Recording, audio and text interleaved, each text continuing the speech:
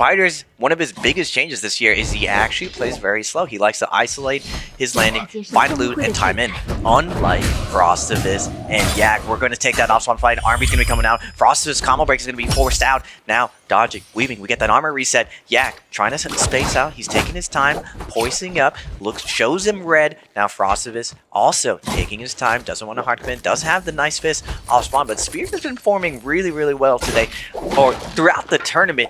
Now, Yak keeping up the pressure stare. So Armby's gonna come out. Frostivus lays a track, hits Armby into Yak. Now Yak pop in the parry, pop in the combo break, but Frostivus staying right under him. We're gonna get the jumping LMB, gonna force him out the window. Yak trying to get the reset. No, he's not. He's gonna stay in the pocket, stay and fight. Crouch hop, keeping up the pressure, but Frost not flinching is going to take this. He wants to take this duel. Yak now dropping down. Last hit situation. Frostivus backing off. Yak needs to find this kill right now, but the armor swap again.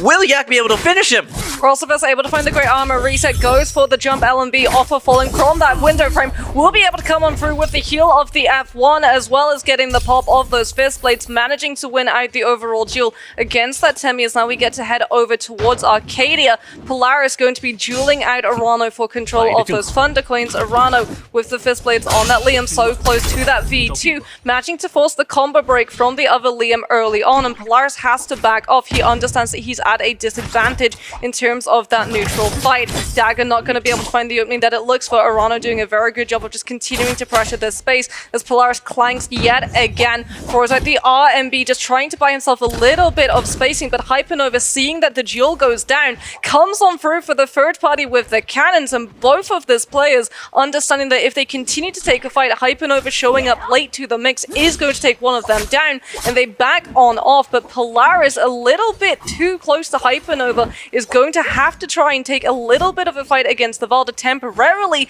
as you can see that Arano has spotted an opportunity, and just like Raven has said, is trying to play on the outsides to play a little bit of mischief maker if the fight continues. It's strange to see Arano actually land there. Normally likes to land dead center, go for the red sword. This is generally Wang Liang's, a couple other players who do here, but Light, that is his home. That's where he lands all the time, but going over to the south, T225 on the zipping, and this is one of the things that's tough for zipping off spawn.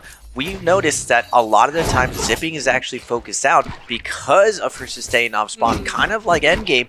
None of these combo break characters like to let zipping get this off spawn for free, but T225 gonna take it to Verse, fading out, trying to land the focus tag, not gonna fall for that parry challenge, sends it away. 225 though, when you try again, let's try one more time, is gonna get uppercut for his trouble, but Taki is gonna surround this hottie. Two zippings, trying to find the kill onto Verse. Verse trying to get away, getting surrounded by the zipping horde. Can he get away? There's one player showing up to the party now. Verse stuck in this no ult zone, can't get out of here. 225 going to keep up the pressure, but Verse is going to find a nice armor swap, and now he has the upper hand. 225 throws out the F, doesn't have the ultimate because Forbidden Seal is still going to be in play, but that means that Verse also doesn't get to utilize the V2 and try to disengage. 225 now seeing that another player has showed up, utilizes the scale rushes, puts himself up onto that cliffside so they don't get third-partied by everyone else who's been drawn in by the activation of that no ult zone. Knows that there are going to be players fighting, players like Frostivus, who comes on through to try and put more pressure onto Verse, who has to just burn out that staff R and be looking to try and buy himself a little bit of distance with the spacing coming on out with the purple guaranteed, even if the weapon doesn't manage to find its connection. But now he's stuck between two of these players, three of these players, all of them sensing that this Hardy is going to be weak and vulnerable, everybody wanting an in to try and find that kill. Verse out of the Forbidden Seal is going to have the opportunity, goes for the V2 activation, but he is so incredibly low, he cannot afford to try to slow down, and he hasn't been able to find any use of the Vitality until now. Oh my goodness, he came so close to going down before that could pop. Oh, poor Hottie trying to fly out of there, but not this Hottie. Spider with his ult engage and the purple armor. God loot off spawn. Arano's trying to run away. Whoever wins this location is going to be able to get that red jade. Critical point in the match. Spider with the blue fist, purple armor. This is one of the most ideal loadouts you can have off spawn. Now dropping down. Here's the fighting going on. Polaris going to be poking out at Arano, but everyone doesn't want to get hard committed. Various trying to kite again, but Spider, he is king of the roof. Going to get Arano, uppercut it off. Jumping LMV is going to come out. Looks for the focus now. Not able to get it. Now Polaris is going to tag in, trying to find the closeout on Arano. Arano going ring around to Rosie. He's going to get the nice armor reset. No more pressure on his back, but Spider gonna hit him with a focus, and now Arano against the ropes. Can he get away?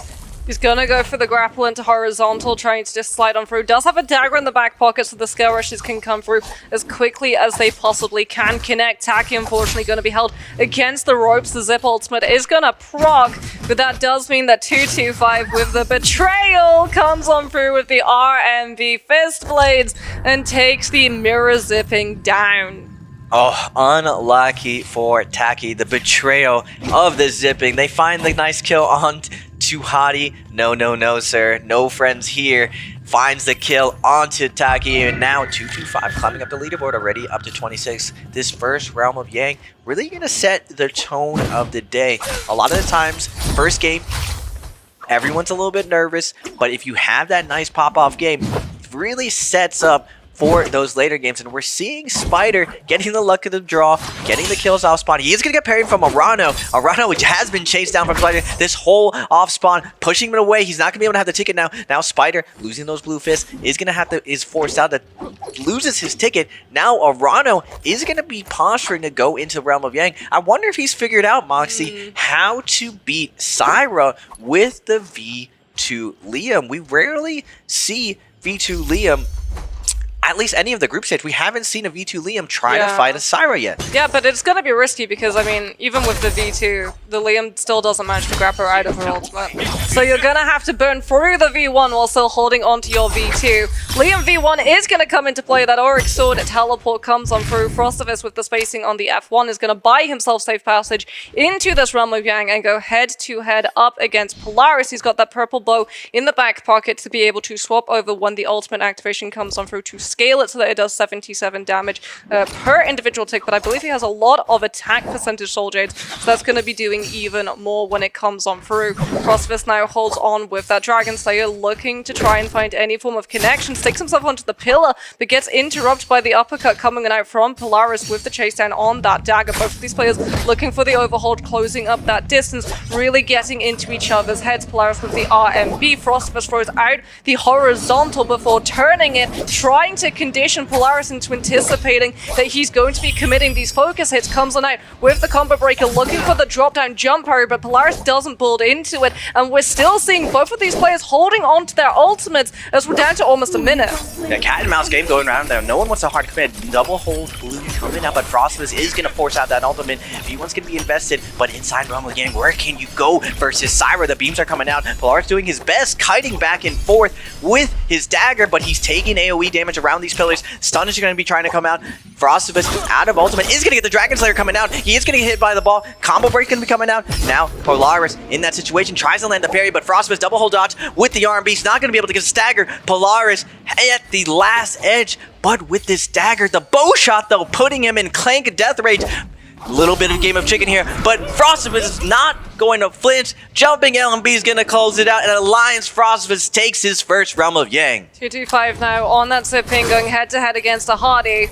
Does have those fist blades, might look for the anticipation connection to just push the Hardy out of the ultimate. The verse now out of the ultimate, looks for the jump parry. 225 does not manage to find the punishment, but will be able to force the combo breaker out early. He goes into the flop state though, and the RMB from that staff is going to absolutely mince his health bar down. Comes on through with the F into the LMB from the fist blades before building up into that ultimate. Now the Zip just being able to build all of this health back. Verse has to try and kill her, but 225 still has the proc of that sedated soul to come on through, and it does seem like he's just decided to try and go full disengagement mode off of those pillars until some of his health has been able to recover. Throws out the RMB, the 1, 2, we get the third to come on through. Verse almost held up against that pillar, goes for the overhold on the blue to be able to armor focus through, as 225 now out of the ultimate, does not have the Mortal Defiance to be able to kick on through, but is just going to kill Verse off of Clank with how fast the fist blades can come on out before the staff can punish. Good stuff coming out from T225. He does not flinch. He closes it out.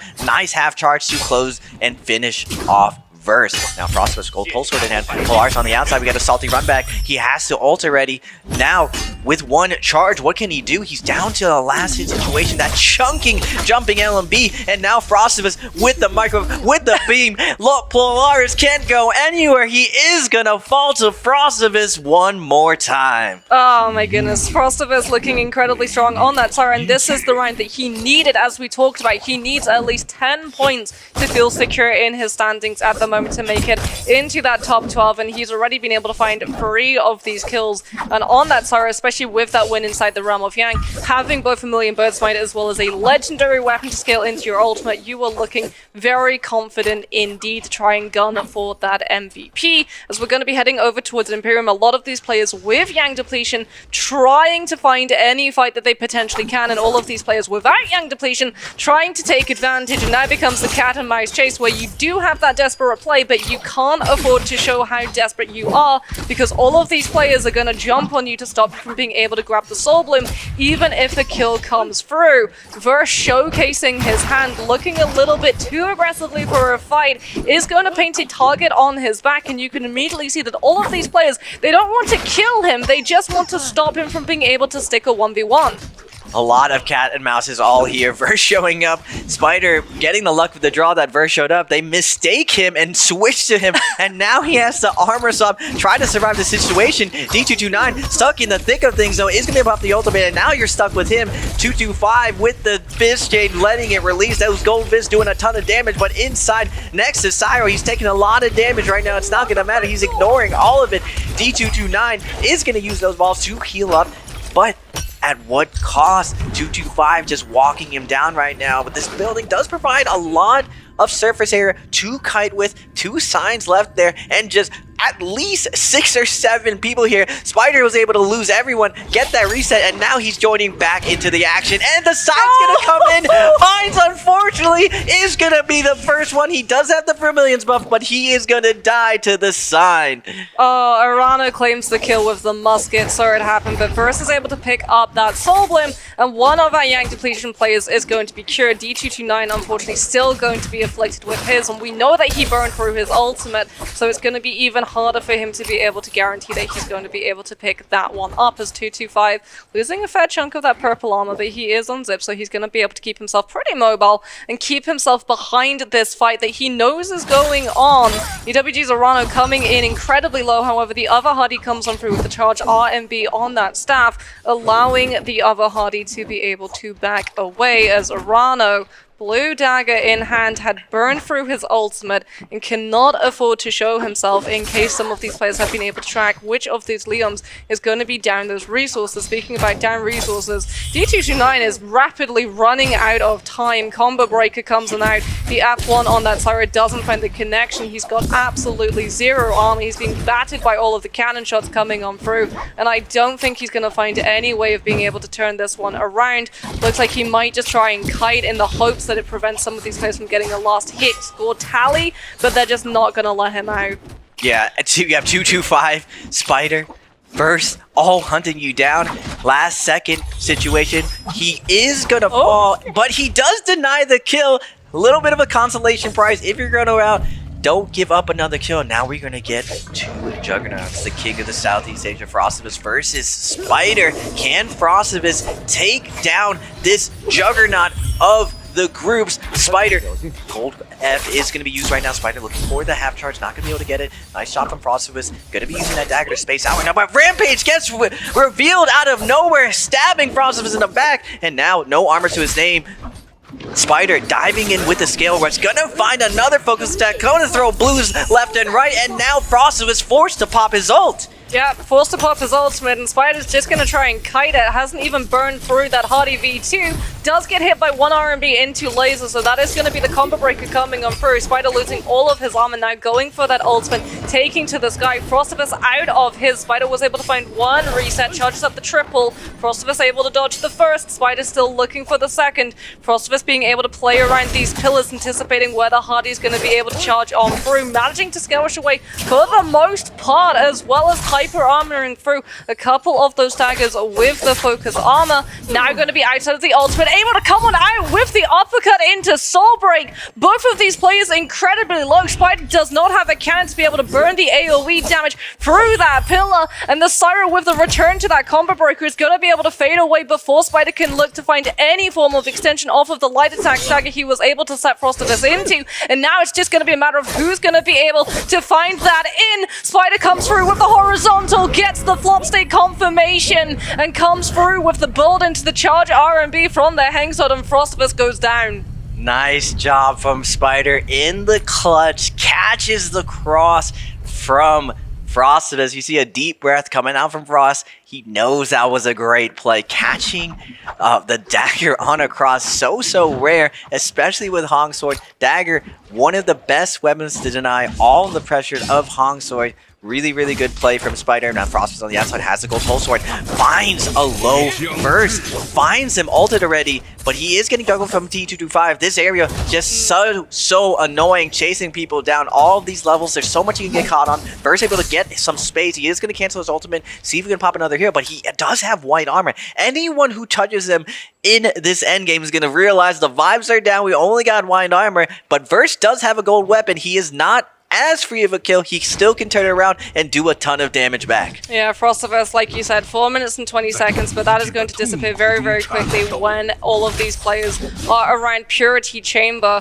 Frostivus really not wanting to have to turn onto a Hardy with the amount of mobility that is afforded to this hero. However, he has to take advantage of every single opportunity provided to him. Burst is still going to be brought low. Frostivus was able to do a lot of damage with that legendary pole sword, especially with the drop down RMB onto the lane that he seized, is going for that ceiling hang interaction to build into a skill rush reposition. As he spotted the Hardy, he thinks this could be the one that he was fighting previously, and he's got to try and take this fight. Burst not wanting to take a fight, understanding that he's going to make himself vulnerable if he does, decides to back on off fully as he has the option to do so. He does not have Yang depletion. He did not go in a second time to that portal, and Frostivus cannot afford to show that he currently has that Yang depletion, especially when he's on Syra, which is a premier pick to make it all the way into that endgame and win the heal of situation. This is a hero that no one really wants to let through into that endgame,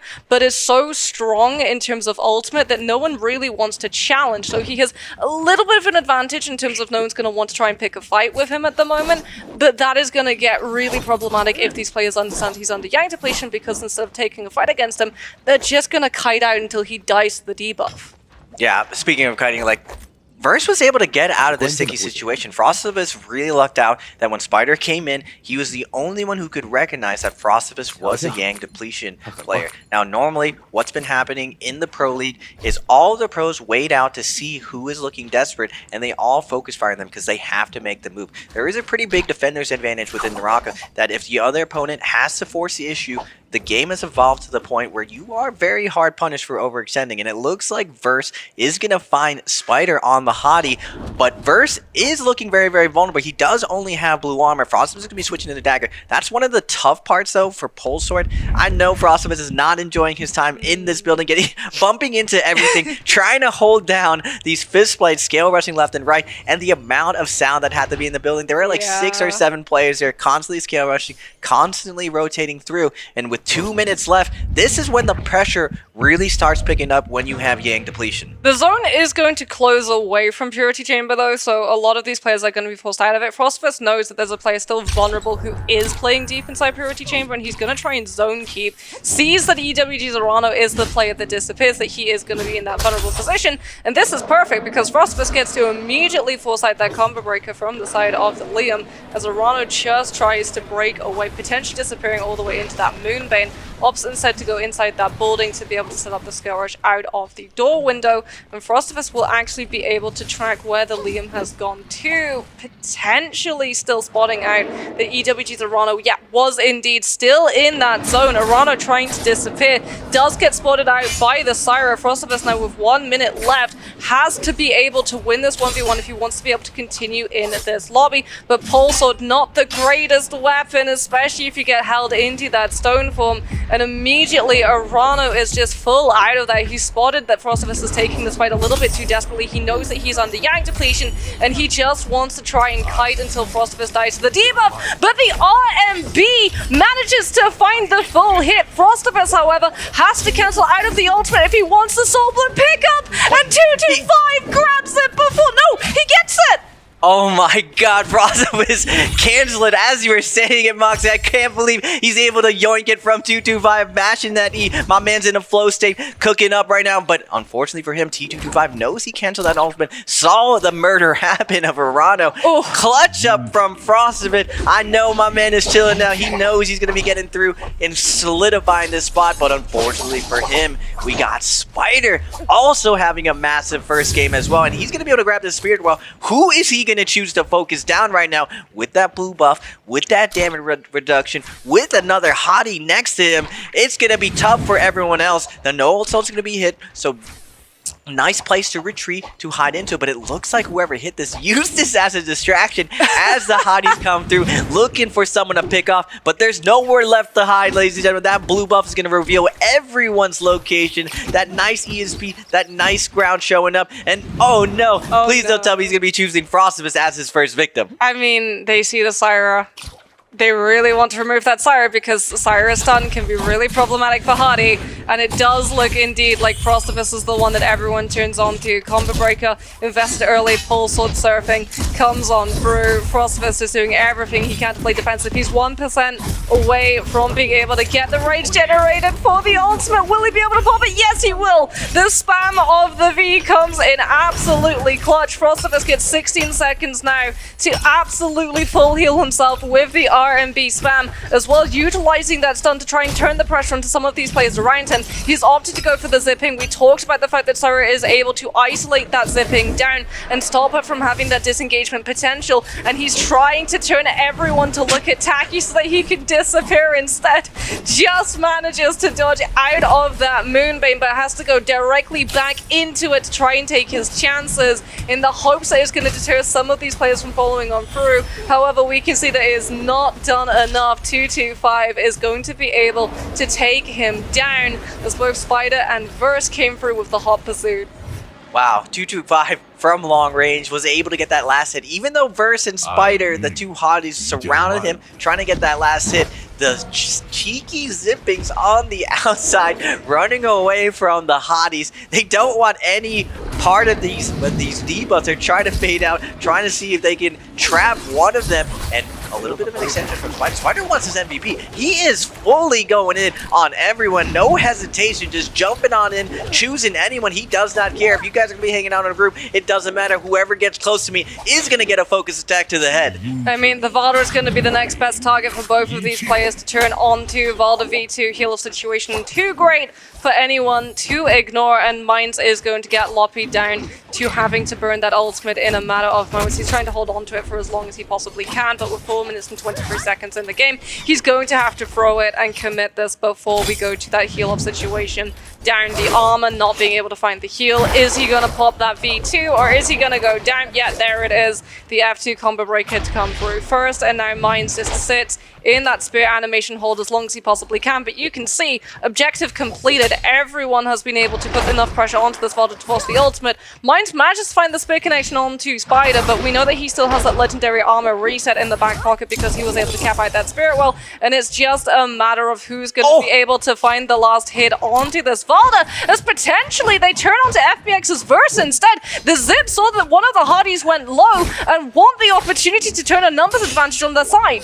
Nice job from Mines, offering the zipping horde another fresh piece of meat. Verse gets his armor stripper right now, and both 225 and Taki are going to be surrounding him, trying to get this last hit right now. The zippings were under a ton of pressure before, but now the tides have turned. Now it's the hotties' turn. They have no ult to the name. A little bit of an oversection from them, a little bit of a miscalculation. Versus Taki's trying his best to find the kill of them. Spider doing a good job of diving in, taking off the pressure. He did have that armor swap for himself. Verse, on the other hand, needed that heal. Rainstorm's gonna be coming out, and now Taki under a ton of pressure. He's gonna be on the edge. Can he stay up?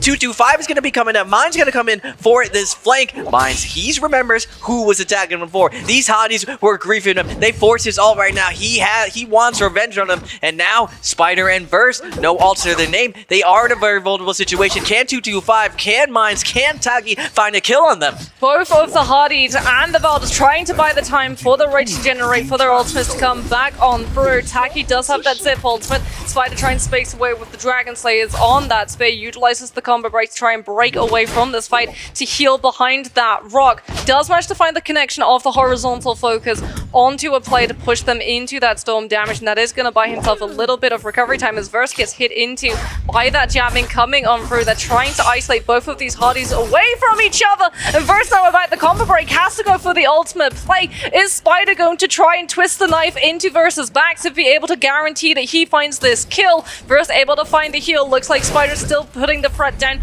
onto that low ground. The triple charge coming on through, trying to push Mines into that storm damage before the Valda can have that ultimate back online, as Verse has to try and turn both of the zips onto the Valda yet again in the hopes that they prioritize taking a heal off situation, hero down before the higher mobility Hardy. The combo breaker sets up the R&B from that pulse, but he's still being pressured by 225 on the zip, who's absolutely shadowing him down with the R&Bs on the fist. Finds the parry. Mines finds the kill. 225 though finds the kill onto the Valda, and we go 2 zippings versus 1 Hardy. Spider showcasing that he has Dreadful Whale, trying to find the connection. If any of those players look to try and hit on that body to be able to come through with some of the resource regenerations, gets the uppercut connection. Doesn't manage to find the Dreadful Whale though, because 225 comes on through with the clank before it can build into the next stage. The charged R&B from Spider manages to find a hit, goes for the soul break into that Dreadful Whale, finds the connection onto Taki, but he now has to deal with T225 coming on through with the fist blades. Combo breaker to reposition so he can try and keep this pressure up onto Taki as a Dreadful Whale comes on out. Spider's trying to burn as much time as possible before that combo breaker comes back online, because he's fighting 1 versus 2. Taki down to no armor. Spider fighting 225, keeping up this aggression on the crouching LB is going to come out. 225 wants this kill with the Spider, wants the MVP for himself. Both of them neck to neck, 3 and 4 kills, but Spider does have his ultimate. The zone is closing in. Who is going to win? Hottie versus Zippings. Unfortunately for Verse, he ran out of heals, but Spider still stacked with a ton of heals. Taki is going over. Turn onto 225, but 225 is ready for it. He's looking for the kill onto him as well. 2 more kills left in the back. Taki down to a last hit situation. Who's going to get it? 225. Spider with the triple charge is going to be able to get it, but 225 with the heal. Spider is going to clutch it up. The zippings betray each other, and Spider ends up taking it all. I think Taki actually got the confirmation kill onto 225 with the Poison Splash. So Spider does get denied that 1 additional kill, but I do believe he's able to win the heal-off situation because of the Poison Splash, taking the zip down before the storm damage could kill that Hardy, and Spider looking immensely strong. The fact that he was able to play defense against 2 zips until we went to the full heal-off situation goes to show how strong he is as a player, both in terms of understanding the one-on-ones, but also understanding the amount of timing that you have to have when it comes to those abilities. Something that he almost got 9 before he got knocked out after he showcased a spear. A little bit too much in terms of that focus striker connection, as both of these players going to be going for some of those slaps.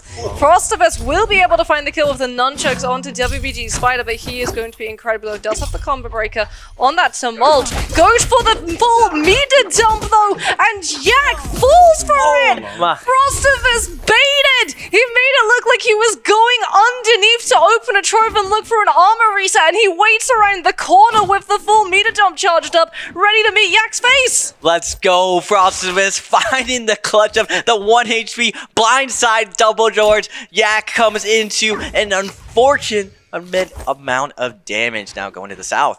Verse, blue armor. Polaris, no armor. He's going to be backing off. Doesn't want to commit right now until he picks up that armor. But Verse binding into time on the Valda with the dual Halbies. Now Polaris coming out with the fist is going to be posting up, showing the one charge, throws the shift parry in for the cross, but Verse is not going to bite right now. A little bit of a weapon swap to this opposite side. Polaris throwing out all the tricks in the book. He's going to be fading out. Verse posturing is going to get hit by an LMB fadeaway focus attack into the R&B, and now Verse, wait a second, now he's on the back foot right now, but Frostifus is coming in with a third party. Can he steal this next kill off spawn? He's already up to 2, 3 would absolutely be insane, and he gets it! 3 kills is going to go to Alliance Frostifus. Frostifus now taking the 1v1 against Polaris. Polaris posted up, goes for the skill rush, and Frostifus finds the parry off of it. Forces the combo break now, utilizes the F to get up into the sky, looking for the drop down RMB. Has skill rush himself, goes for the wisp throw. Polaris having to fade back, goes for the RMB from that halberd, managing to catch Frostifus at max distance. But Frostifus finds another parry, and Polaris is going to potentially go down. He manages to commit the stone from on that pole sword though, and the hardy activation of the ultimate is not caught in time. Frostifus, with the investment of the Temi, is not going to be able to stop Polaris from disengaging and healing. Oh yeah, baby. Frostifus starting off so strong. He has Polaris against the ropes right now. Polaris coming in a little bit shook, but healed up.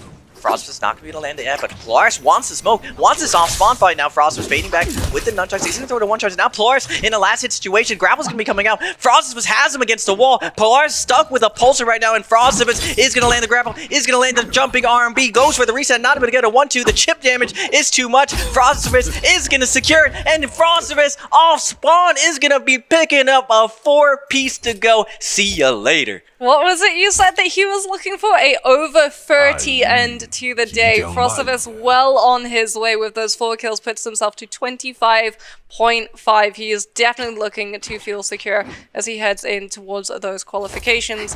As we're going to be headed over now to look at City of Tang. D229 are only zipping in this lobby, looking for the jump LMBs with those fist blades off of the rooftop terrain. Hypernova caught in the middle. Justina is very much his staple bread and butter pick, but he has to burn the F2 out early. And something that you and I were discussing is the fact that Justina F2 is just a little bit too easy to be able to punish, especially since Wufong with the Hardy ultimate will be able to chase him down. Yeah, unlucky for Light. Wufong running into his second pick, and purple fist places. What can you do off spawn with those purple fists in his hand? So much damage coming out. Now we're going to Arano versus Mines. Mines on the cusp right now. Is the floor, is the gatekeeper, and he has a lot of banking on this. Arano with the blue armor, gonna hit him with the bow shot. Mines fading out, tap dodge after the hold, playing it slow. Arano biding his time, hitting him with the bow shot. Hey, you want to wait this long? We're gonna light you up for sitting back for too long.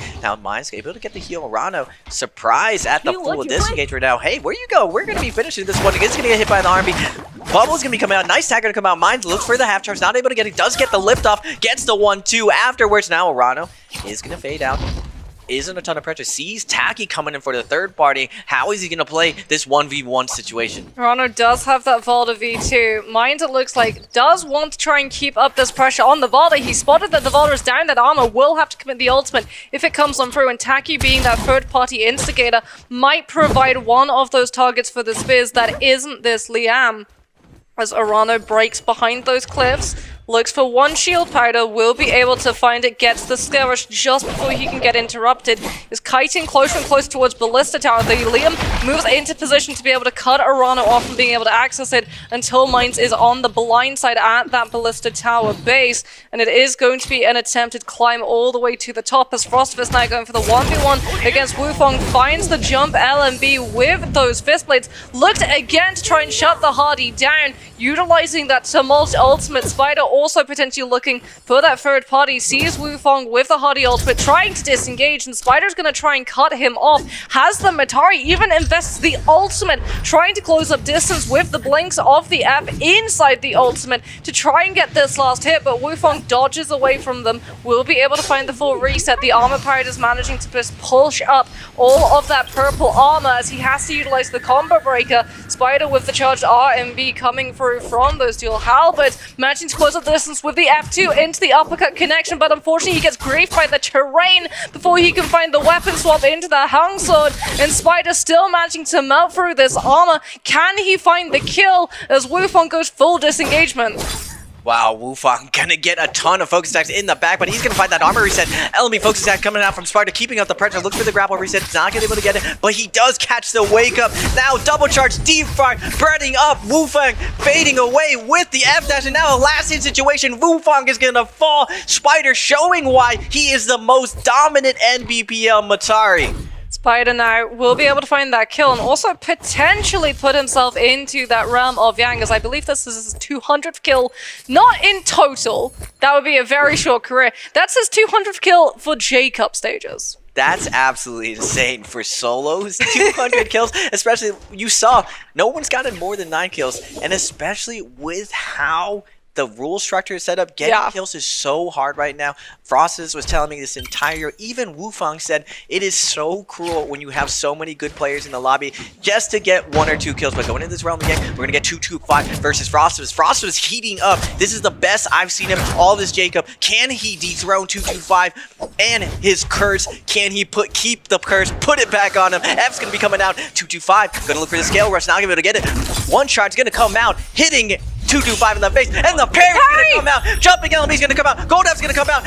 2-2-5 finding his way out of this. Gonna look for that focus out. Super, super risky. And now Frostus kiting, weaving, wave rolling, bobbing, weaving. Ult out for 2-2-5. Frostus still has his ult online though, Moxie. The stun does come out. The RMB into that LMB laser follow through, but like you said, Frostus still holding onto his ultimate, manages to find the connection of those fist blades, forcing out that combo breaker coming on through from 2-2-5. Goes for the ultimate connection, will be able to find the Sire into the middle of it, the 1-2-3 to hold him into that wind wall, and immediately 2-2-5 is losing all of his armor. Frostus with the pistol swap comes on out, doesn't have a cannon, goes for the wisp throw to stop 2-2-5 from having the option of a direction, and Frostus pushes onto the right to force 2-2-5 onto the wisp on the left and comes through with the kill. Not only that, he's ruined 2-2-5 scaling into the early to mid game because YZG spawned on Salvation Podium, solved the puzzle, and wanted the legendary weapon to scale the Cyrus ultimate into the first Realm of Yang fight.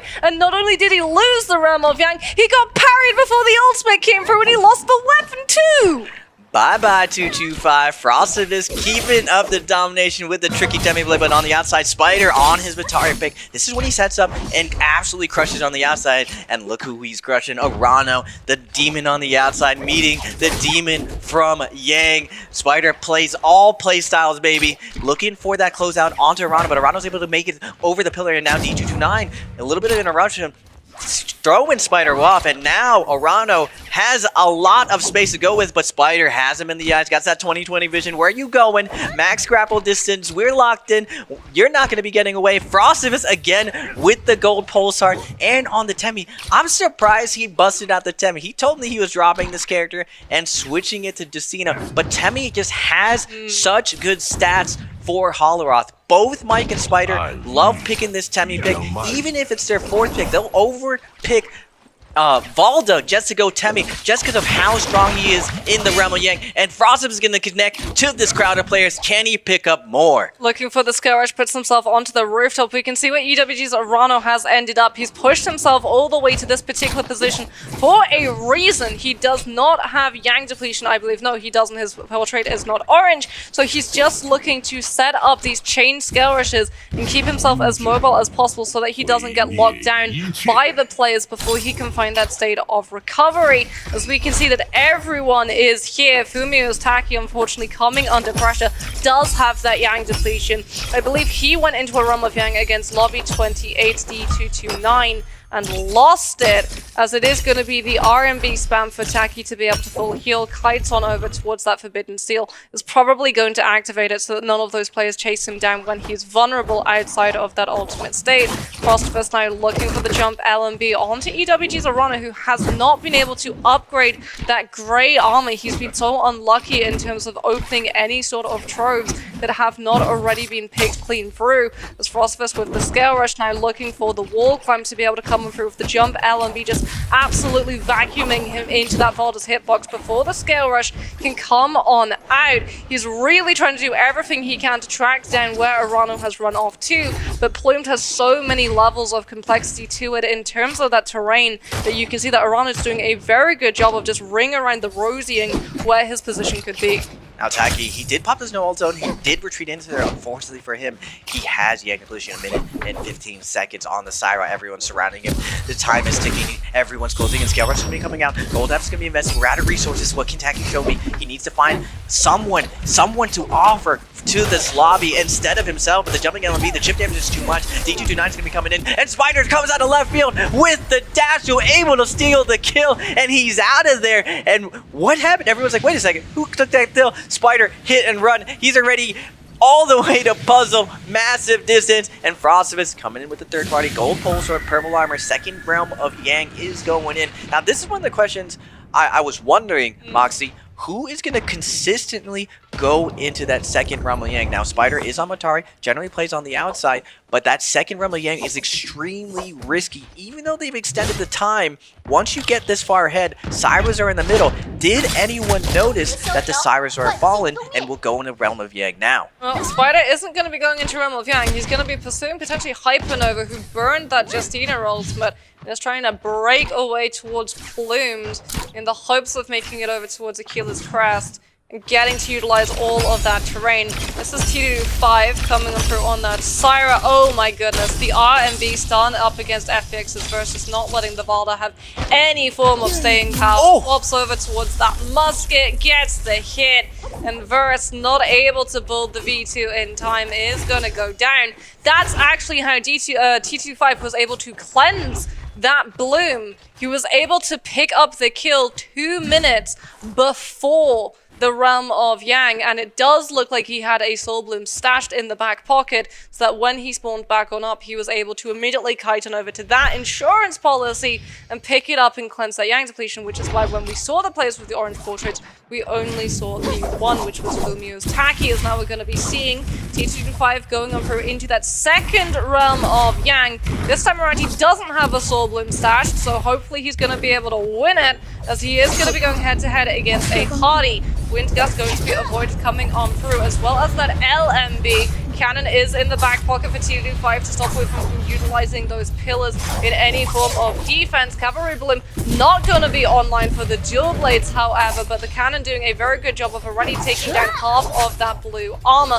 Charged RMB connects back to back against T225, though he hasn't looked for a parry a single time. Goes onto that pillar, finds the scare rush, commits the focus strike. Wufang doing a very good job of spacing away from it before coming back on through with attacks of his own. Combo Breaker comes out from the Hardy. Both of these players sitting on the ultimate. The Hardy cannot use his until the Syra uses hers, with the fact that that V1 can come on through with the stun. RMB triple charge will be able to connect onto T25, starting that fire tick damage from coming on through. Goes for the V1 activation, looks for the laser instead of the RMB. Is just utilizing that distance and the constant pressure to make sure that Wufang does not get to sit in the Hardy ultimate and fully heal back on up. Now he's going to try and throw a couple of those orbs out, both to heal himself and look for the stun onto this Hardy, but with 20 seconds left, Raven, we could well see a timeout for both of these players. Yeah, 225 is going to drop down for the focus time, but Wufang is going to get the scare rush into the uppercut. It's untrue from the combo break. 225 is going to pick up that heal, though, fading away. Wufang has been doing this the entire fight, fading away, looking for the parry. He's not able to get it. He does get the follow-up, though. Now, with 3 seconds left, can Wufang end it? Jumping RB doesn't go for it. It's going to fade out, and they end up tying both of them so evenly matched. Now, going to the other realm of Yang, D229 versus Polaris. Both of these guys need to qualify. Polaris needs to get it going right now. Looking for the scale rush, 24 seconds left. Are we going to get a double tie-up? Hadi versus Syra. Gold fan, though, on D229. Can he pull Polaris coming down? Wait a minute, I spoke to two. That's a zipping from D229, just taking Polaris to deep water. Scale rush going to be setting up from Polaris, but 8 seconds ticking down. Someone has to commit for this, or they're both going to fall. Are we going to get a 4-way Yang depletion coming out? Wait a second. Polaris does get the stagger, but it's not enough. He doesn't finish the kill, and you see Polaris Polaris, absolutely frustrated, not able to close it out. Welcome to the Grief by Zip Club. Whenever Zip start to lose the Rumble of Yang fight, they don't try and take the fight, they just try and delay it so that both of those players time on out, because they have the means of healing on the move. If you know a player has Yang depletion, you're going for the one that is going to, when they start getting low, if they disengage, they're going to have to take a pit stop to be able to heal, as opposed to a Zip, who if you know has Yang depletion, even if you try and chase her down, a lot of the time, she's still just going to be full health by the time you actually manage to catch up to her. And the rest of this lobby, they're going to turn on to you as opposed to the Zip that you're trying to chase down. So very smart decision making coming on through from the Zip, guaranteeing that you get at least 5 minutes to be able to come on through and try and turn your situation around. However, 4 players being afflicted with Yang depletion, Raven. Not often we get to see this. I am so interested to see how this is going to influence that cat and mouse style where you have to be a detective and try and figure out who's faking a lack of desperation and who is actually confident that they don't have to take a fight in the next 4 minutes because they don't have Yang depletion. Well, the cutting edge, Moxie, the kill feed, it reveals everything. True. Everyone was sitting on the outside. They see and all of the two-way tie. Individual. Yeah, you see exactly who just died, and everyone is waiting on the outside. Everyone is hiding because they know it's about to go down. I don't think we've seen this situation, all of this group stage. We didn't even see this throughout even the CN qualifier. It's been a long time since we've seen a 4-way tie. Cyrus usually dominating the competition, but now Arano is going to be the first victim of this desperation. 4 players need a cure for their Soul Bloom. Arano forced to pop his V1 already, has his ultimate popped out. He does have a lot of type of buildings to work with. The zone isn't taken away. The shadow tick, he can sit in the zone, find another way in. He's going to cut hard left, but now 225 desperately needs to cure this. Is going to cut it off. Here's the grapple. Oh my god, what a smart play. Arano uses the grapple sound to break their ankles, and he swerves back right. Yeah, Valda being one of the best heroes to be able to fight inside that storm because of the health bar that you get off the V2 reset.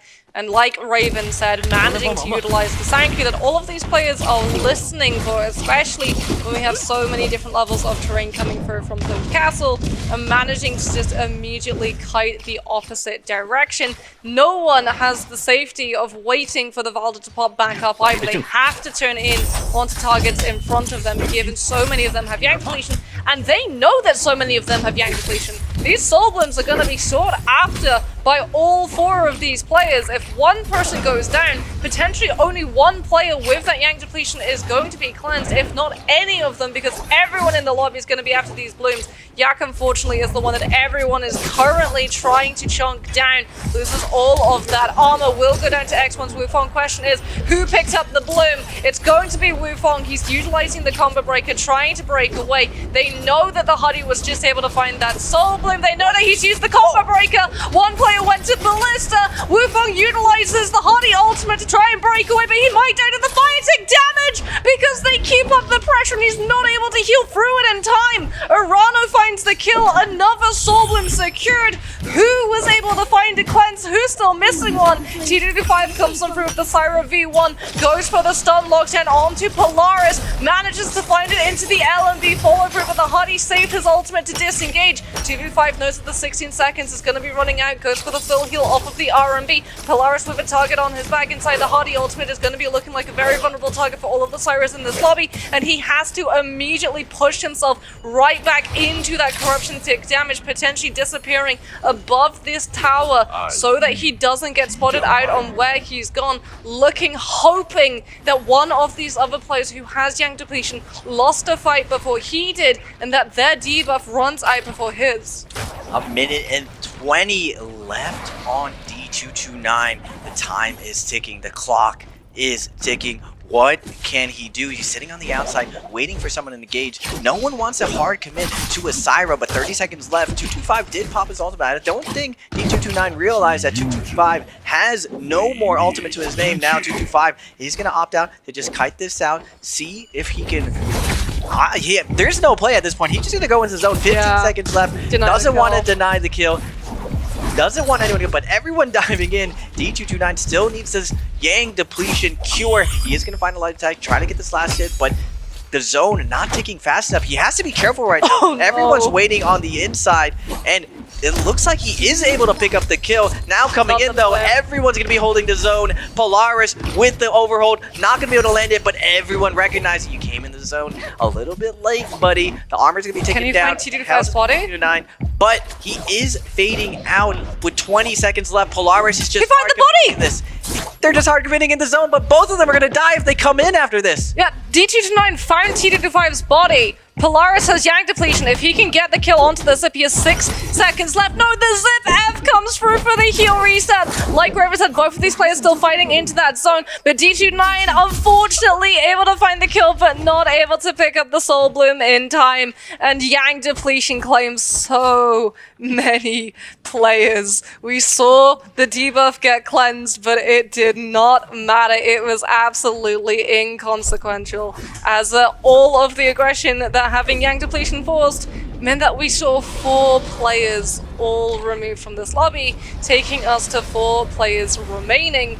Numbers that we don't traditionally see this small at this part of the lobby. As Moonbane comes on out, EWG's Rano prioritizing the point of interest of Spiritwell will be able to get his hands on White Tiger's prowess, and Arano now on this Valda, wanting to do work with that buff and the double ultimate that it provides for Frostivus, looking for the isolation, goes for the Tumult ultimate to have as a safe disengage to be able to take the fight against the Valda and then fade through the Windwall if he finds himself being pressured both by her and players on the other end. Goes towards that Forbidden Seal, will be able to activate it, but now turns himself against everybody in this lobby, given the fact that he had to go for a blue armor reset, and he is still incredibly low. Spider not able to find the kill with the Matari Blink, goes for the RMB on the fan instead, and Frostivus caught between a rock and a hard place. A Valda and a Matari can do absolutely nothing as Arano takes him down and procs the first hit of that White Tigers. Oh, tough break for Frostivus. He needs to make sure Spider doesn't win this so he can steal away that MVP, but unfortunately Arano chooses him out. Now Spider turning his crosshairs over to Arano, looking for the light attack, is going to eat an LMB from Arano. Scalerush going to be setting up, and Mine's coming into the third party, sneakily showing up. Doesn't want to overcommit right now. He's right on the cusp to cinching up that 12th place. Arano is going to pop that ultimate. Spider trying to fade out, trying to ice off this Valdo ultimate. He is going to pop the ult himself, looking to fade back, heal himself through. No, he's going for the damage instead. He's going for the double fan hit into the light attack, into the wake up cover. It's not going to release. Spear's going to come out. Nice dodge coming out from Spider. Excellent play coming out of him. Both F's going to be invested though. He goes for the teleport play. Arano in a tough position, but he goes and lands the crouch berry onto Spider, now put against the corner. Mines coming in with the third party. It's going to pop the ult. It's going to come in with the flash. Can he find the last hit on the Spider? But Spider is going to fade out. The flash is going to come through. The jumping LB is going to close it out. And now Spider will fall. We got Arano versus Mines for the second game. Arano without that Valda V2 though, Mines going to have a little bit of an advantage. Both of these players just trying to buy themselves a little bit of space. Arano with the full scale rush, looking to disengage up onto that ceiling interaction. Doesn't go for a heal until just now. Wanted the information of how close Mines was behind him. Will be able to find one armor powder before the fist blades can find the connection charge. All LMB is going to be committed from that Liam. Arano going to be interacted with before he can go for that ceiling hang to scale rush further away. Does have the F2 to fall back onto if he feels himself getting a little bit pressured. Wanted the drop down into the focus, finds the scale rush clip just onto the Liam as he manages to just push up over his head.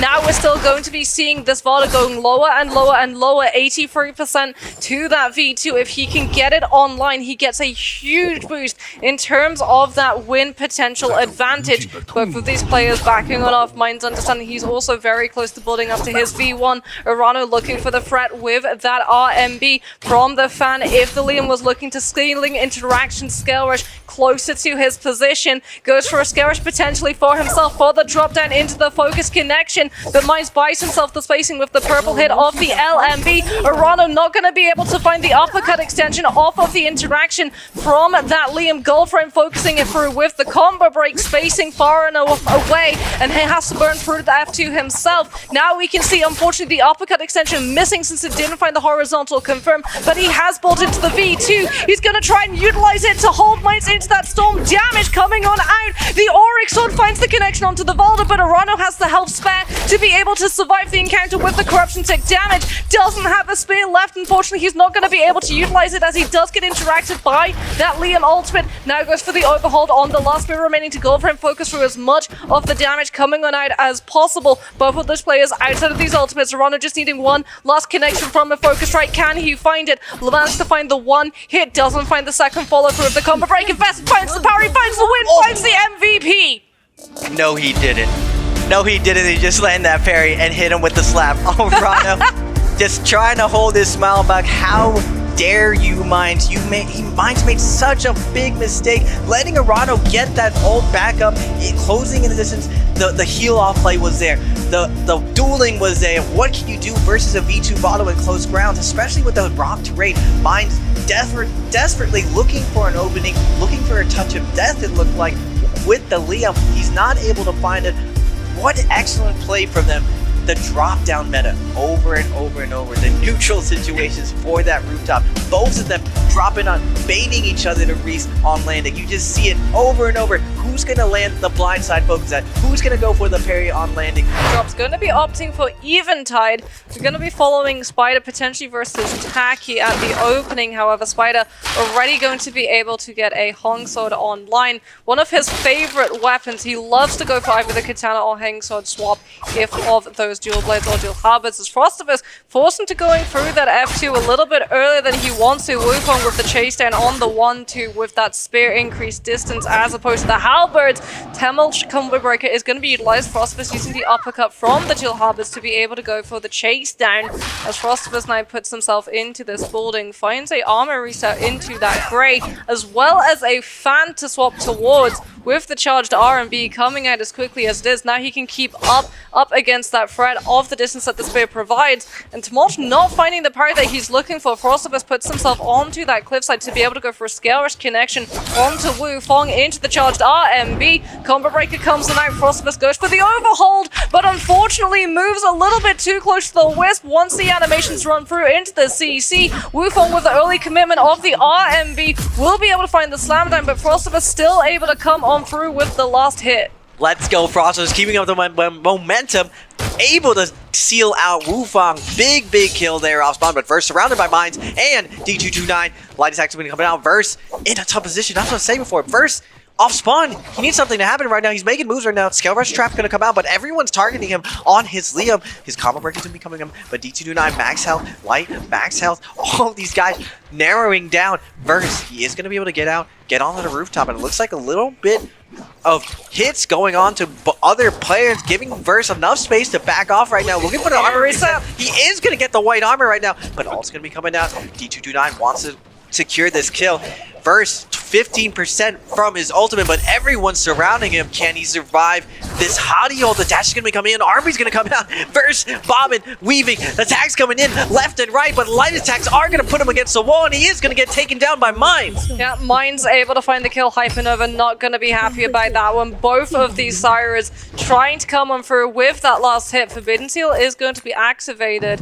Not quite sure who that was from. Actually, yeah, it was D229 who saw that there were two Cyrus competing for that last hit, knew that the V1 would come into play, did not want to be in the close-up quarters when it did, because he would get targeted down by that RMB stun through, especially since he's on the Hardy. He wanted his options available for that disengagement. As Mines with the combo breaker gets a little bit of a heal, plus the disengagement option, swaps over to that musket, trying to break some of this armor before the fight kicks up. T229 having the same idea with the bow, but he is going to be stuck between two of these Cyrus, both of them wanting to try and find this elimination onto him. Mines coming up into that close quarters with the nunchucks, forcing the combo breaker out early. The grapple connection is he's going to be able to see where the Hardy has gone. 1-2 into the musket shot before the wake up can come down, and D229 falls to Cess YN's Mines. Hypernova again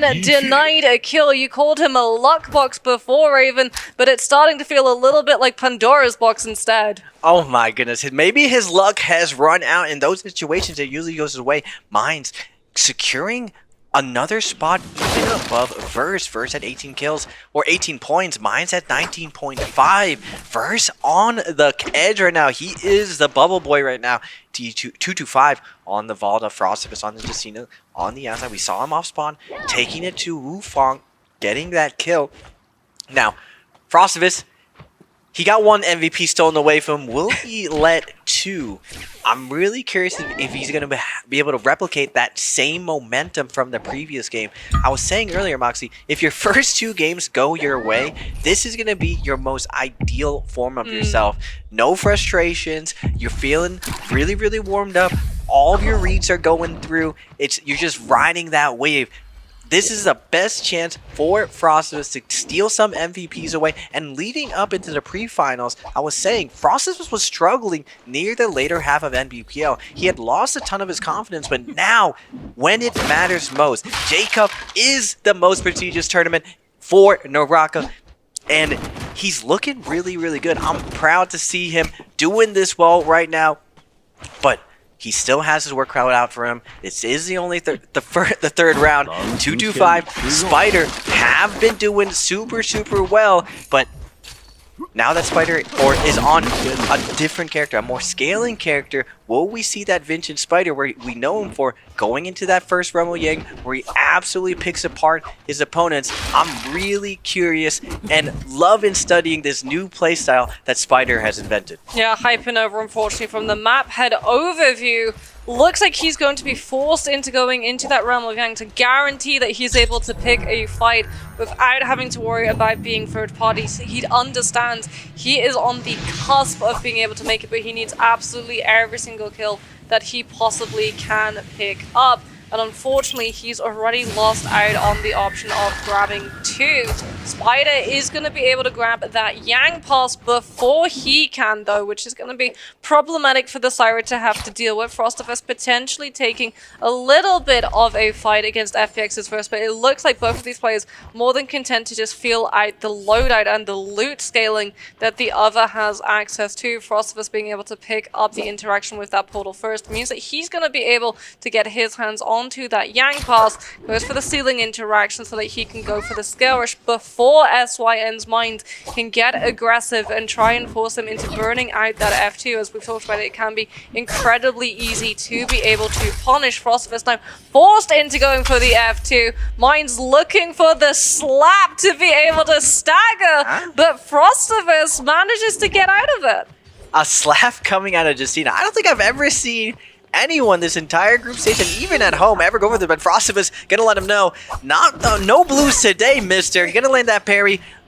Zone, or Yang is coming out, but Frostivus is gonna wait just a little bit, timing his going perfectly. Unfortunately, he's gonna be going against Arano. Justina, though, kind of a jack of all trades, can fight everyone. We haven't seen, though, Moxie, a Justina versus Siren. We've seen almost every other character. What can Frostivus show us? Does he have something special prepared for Siren? Alberdero coming out, the jumping R&B, gonna send him to the ground, and Arano gonna take advantage, just looking for the scare rush, not able to get it. Frostivus with the parry, already baiting out his F. Arano, can he trap this coming out? Double tap dodge, and the whole dodge gonna come out for Frostivus, looking for the parry, not able to get Arano, fading out, gets that DeFi onto Frostivus, a little bit of extra credit with that bow shot, and now catching the cross of Frostivus again, the 1-2-3 into the crouch and LMB, gonna force out the ultimate for Frostivus down to his last sliver of health, but Arano is gonna get the bow shot, putting him down. Not today, Frostivus. Justina, not still a good pick versus Siren. Yeah, Spider getting knocked back now by the activation of the Valda V2, coming out from T225, who finds the spear connection into the nunchuck. Spider will be able to dodge away from the full meter dump before it can come out. Has to burn through the combo breaker of that Liam, but finds the scale connection into that guaranteed uppercut double juggle horizontal coming in through from that dagger. Spider with the staff now looking for the mix-up in terms of tempo of pacing, and T225 throws out the focus directly towards the Liam. Spider finds the parry, finds the follow-up, manages to bait out that combo break, and T225 goes down. And that is something that you've been talking about for a while now, the fact that some of these players will mix up the weapons that they're utilizing so that they get into the heads of their opponents in terms of the weapons timing. That's something that Duncan always brings up to me. He loves to do the tempo weapon swap thing. And we're seeing it on the biggest stage right now. It's just all the weapons have such unique properties, have such unique timings, that once you're fighting against someone, you put them in this lull, put them in this rhythm where they are used to this weapon, this spacing, this timing, and then suddenly you just mix it up. It's this third extra layer on top of this. It's like you're ballroom dancing and then someone puts on a salsa. Ballroom dancing into salsa, ladies and gentlemen. I haven't thought about Naraka that way. I do see 225 finding his dance fighter, Light Hypernova, 3 minutes and 40 seconds. He wants to take him to the dance, but Light does not want any part of this. He is going to be backing out. White armor on T225. With that pole sword, not the best weapon for chasing the battle. 225 has to be careful now as he hears Spider joining in the fray, the red buff. Spider, an absolute menace when it comes to chasing people down. One of the best chase downs in the league. You don't want him on your tail, especially when you have white armor. Yeah, Frostmas might force him to bring a lot of his damage to be able to back away from Burst, who finds the uppercut from that dagger into Soul Break.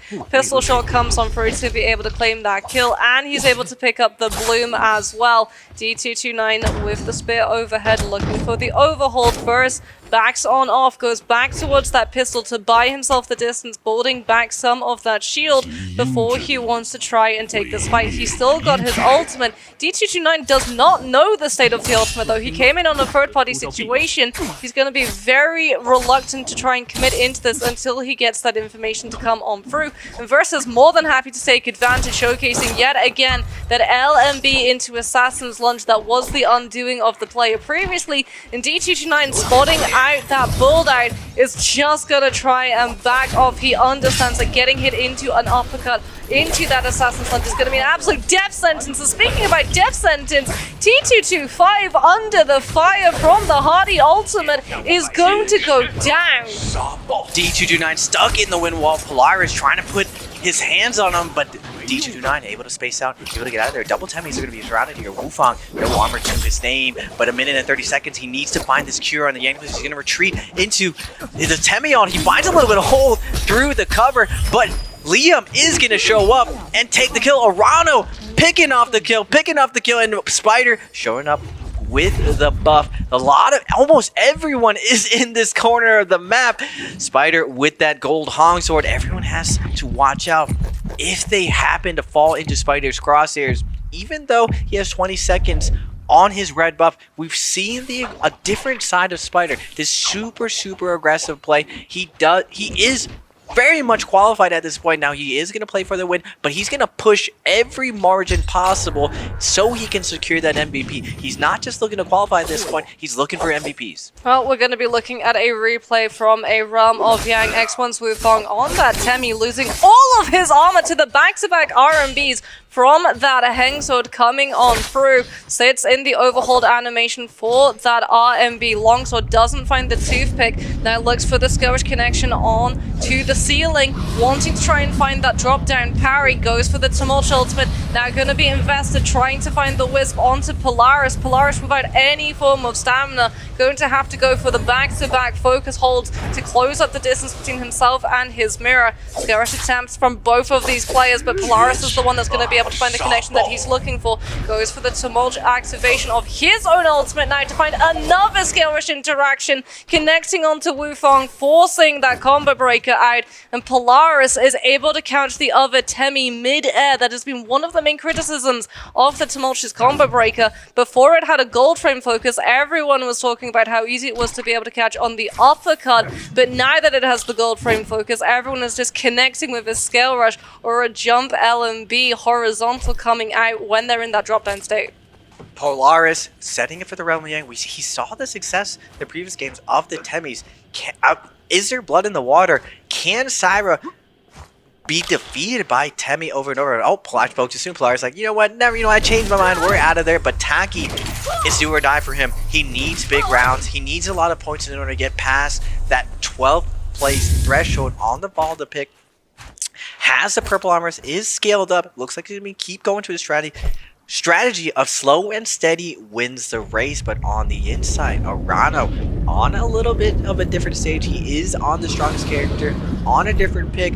Will Spider opt to go in? He's looking to snipe that third Realm of Yang. He doesn't want to be committed into a fight if he has to. Unfortunately, he is going to find the other pro player. It is Arano, and I'm curious to see. These guys have been neck to neck. It's not a narrative that you see a lot, but we've seen non-stop fights between these two. Who's going to be coming out on top? Taking to the air, bow shots, peppering out. Spider looking to trap the landing, not able to get it. Arano's going to deny the trap.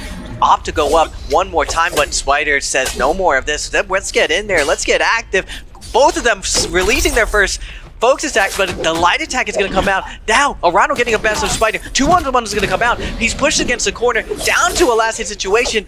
Spider fading out, looking for the scale rush, is going to land a part of it, but cold combo break. Arano still has a lot of resources to work with. Spider wants to reset, but Arano says, no, no, no. We're going to pop this ultimate. Spider is getting cooked by the microwave. Last hit situation. He's going to use a port out, flashing across the arena, but it's not going to matter. EW's Arano is going to take down WBG Spider. Avaramovang still going strong. SYN's minds on that Syra, having burned through that ultimate. FPX's first still holds on to one of his, comes on through with the swing of that spear to be able to take Mines down, and that is the Syra falling to the Liam. First able to come on through, get the legendary armor as well as those legendary halberds plus the buff. Arano opts for the White Tigers first. What's Verse gonna go for? Looks like he's also opted for the White Tigers coming on out. And now all of these players with Yang depletion gonna definitely be struggling. However, Syra, one of those heroes with CC lockdown as well as aggressive burst damage coming on through, is in a better situation than someone like, say, AZ Ping in terms of being able to secure those kills and trying to cleanse that Yang depletion as quickly as you possibly can before you get third-partied. Spider, unfortunately, also going to be afflicted with that Yang depletion. Does have that legendary hang sword that he's going to be utilizing the LMB movement off of into that RMB follow through to just try and cross as much distance on this map as possible, since it is a time game, as it is to now a game of hide and seek for all of these players who do not want to take a fight. Mine's going to actually be able to spot out too inside that invisibility bush. Looks like we had two players more than happy to just sit and wait, and you can see that Mine's actually, he sees it that Hardy's, he decides to move away because Hardy has so much mobility. The chances of you being able to fully lock him down in the open world is so slim, and the time that they have left so small that there is absolutely no point in trying to commit a Syra ultimate in the hopes of killing one Hardy and cleansing the bloom. Mine's just like, wait a second, that's my bad. I didn't know you guys were hiding in this bush. I'm going to find someone else, maybe another solo player. There's two of you waiting in there. Wait, let's not invest my ult into this one. But Spider, 3 minutes, 25 seconds, needs to find a soul here, and everyone is playing hide and go seek right now. You might have to just go back and settle for the Hardy fight.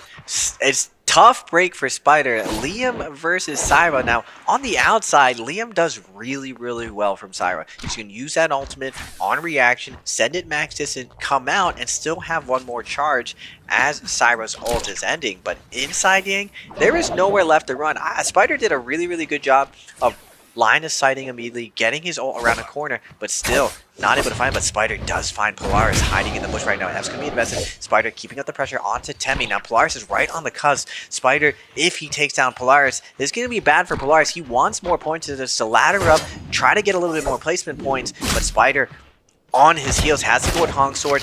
Nice job from Polaris using that R&B to trap out Spider's stamina, then peppering him with those range shots. But Spider gonna take the reset right now. Polaris, no more left to run. He's stuck on the edge of zone. Spider's walking him down, and now another Liam is activating, jumping onto Polaris. Yeah, I think both of these players have spotted out that Spider has Yang depletion. Spider trying to come on through with that kill. Polaris on the Temi does go for that ultimate. Spider slowed down temporarily, but not going to be for long. Wisp does come on through. Polaris utilizing the timing to go for some armor powder reset. Spider going to take the time to repair that ranged weapon so he can potentially go towards the outskirts if a lot of these other players show up looking for that third-party opportunity. Can't go too far away now, though, because he doesn't want to either get the kill stolen away from him, but more importantly, if he's on the outskirts when the kill comes through, he's not going to be close enough to be able to grab the bloom, as all of these players with Yang depletion, seeing that one player is going lower and lower and lower, are all now showing up. Polaris with absolutely no choice has to go into that zone, finds a blue armor reset, but Spider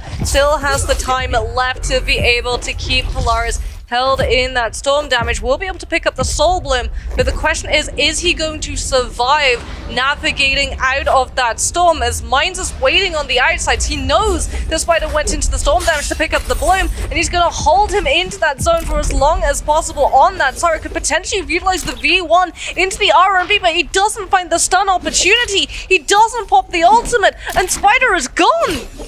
Spider just somehow gets super lucky. Everyone is blind. Everyone needs to check their eyes on the zone. Spider just jumps over everyone, gets the grapple up, and now everyone recognizes he's coming out.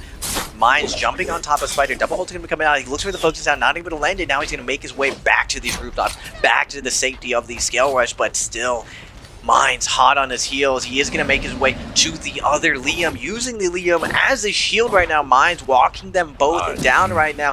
Spider going to try to disappear into this second Liam, and now everyone questioning, can you go first? Do you want to go first? Nah, I don't really want to go first into this double cannon, and Spider's going to be able to stabilize, cleanse himself outside of Yang. This is why he's one of the GOATs. This is why he's one of the best players. It's not because he just wins every single Yang. Even if he loses, he finds a way to still recover. His mind's going to be able to find a way to recover. He's running out of time. He's down to 20 seconds.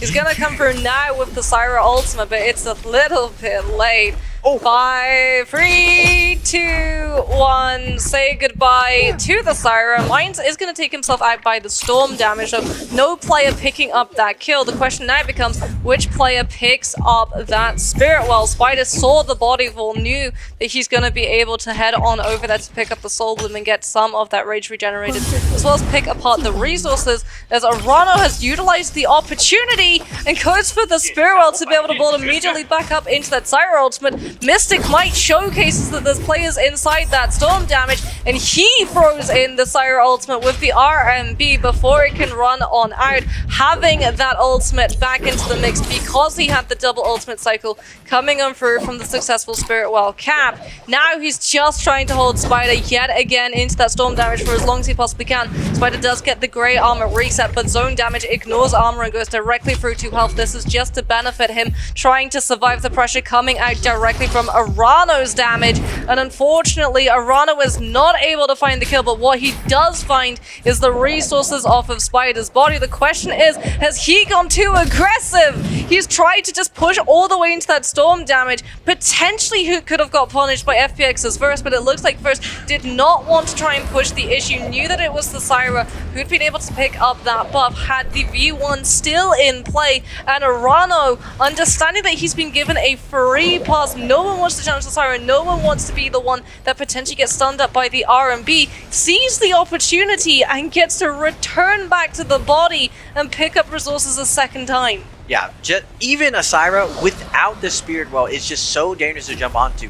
He has the armor reset. He also has his ultimate. If you get too close to Syra, she's able to rotate her ultimate and just lock you down, so you will get super low. And when everyone is so condensed right now, it's a death sentence. Everyone will lock onto you, just like they're locking onto Burst right now on the outside. Burst trying to scale rush out, trying to use the Moonbane, putting these blasts in between everyone else, but it looks like the lobby has something stored for Burst. Poking out right now, Arano with those cannon shots, peppering up Burst, lowering his health, and he is going to get a big parry, and now Burst forced to the issue, forced to pop his ultimate. Is he going to choose to run, or is he going to try to get a little bit of heal? Everyone's surrounding him right now. Where can he run? He has a little bit of trees, a little bit of statues to scale rush over, but there's not much zone left. He has to get some siphon off. Taki's going to go for a ride, get hit by the splash, and now Burst going to scale rush back over into light, though. Burst down to his last leg, half of his HP left. He's going to be going into zone. He doesn't want to give up this kill, but Yak's coming in with the ult, but D229 from long range is going to find the kill with the musket shot. Does Yak manage to live back into the storm? He tries to go through, still has the Hardy ultimate, is getting pressured though by all of these players who are trying to do enough damage to get him out of that flight pathing. Hypernova relentless, trying to get that last hit, does throw out the focus strike, and Yak now going even lower, not getting the opportunity to find the reset that he was hoping his ultimate would be able to provide. Doesn't have the distance to break the noise, and D229 with the staff is going to be able to pick up another kill coming on through from him. utilizes the combo breaker to create a little bit more distance between himself and the 3 other players who are remaining in this lobby as they're going to turn onto the Hardy next. Does try and use the staff lunge focus hit to try and keep himself moving, but that is a blue commitment, and that is Arano closing up the distance to be able to find the parry as well as the kill. Valda now having to burn out that F2. Both of these 2 players understanding that Valda is going to be vulnerable, putting the pressure onto Taki to force out that V2 early. Syra can ignore it entirely if she comes through with her ultimate. Hypernova going to be going for that V1, looking for the stun, finds it onto Taki, goes for the LMB follow through. The other Syra from the outskirts going to be coming on out with that cannon AoE pressure, holding onto their ultimate so they can try and win the heal off situation if it goes to a 1v1. Taki again gets hit by the RMB coming out from Hypernova. We're going to see the combo break of the F2 invest so that he can keep himself moving. Throws out the meter dump to try and buy himself some space. He was able to come through with the golden thread focus off it, but goes down to EWG's Arano, taking us now into a 1v1, and Arano held onto his ultimate. Eyes on the prize the entire time. He knew when the other Syra came under pressure from the Valda, all he had to do was let Hypernova take charge in terms of that 2 versus 1. He would be the Syra on the front lines. He would be the one coming under pressure. His health bar would be the one falling. His V1 the one being forced, and Arano, when it went down to the 1v1, would be able to close it out with his ultimate advantage. Look out, world. Arano is here to stay. He's definitely the dark horse of the league. You don't really hear his name being thrown around everywhere, but you see how dominant he is as a player. He is able to... Just saying, woosah, holding my ears left and right. Hey, Captain, I need some help out here, because this is Spider dropping in here against Verse, having a chance of seeing the F2 be casted off the rip, and looking for blue focuses, maybe seeing a slap here and there, or a double slap coming in from Verse. Now, there is a blue chove there, but I'm not sure there's going to be an armor available, and there is, but Spider's quick with the blue focuses, quick with the kill, now allowing for himself to get rage and getting his ultimate enough sooner, and all the players are like, wait, that's a Wu-Chen, bro. What is going on? Wait a minute. What am I looking at right here?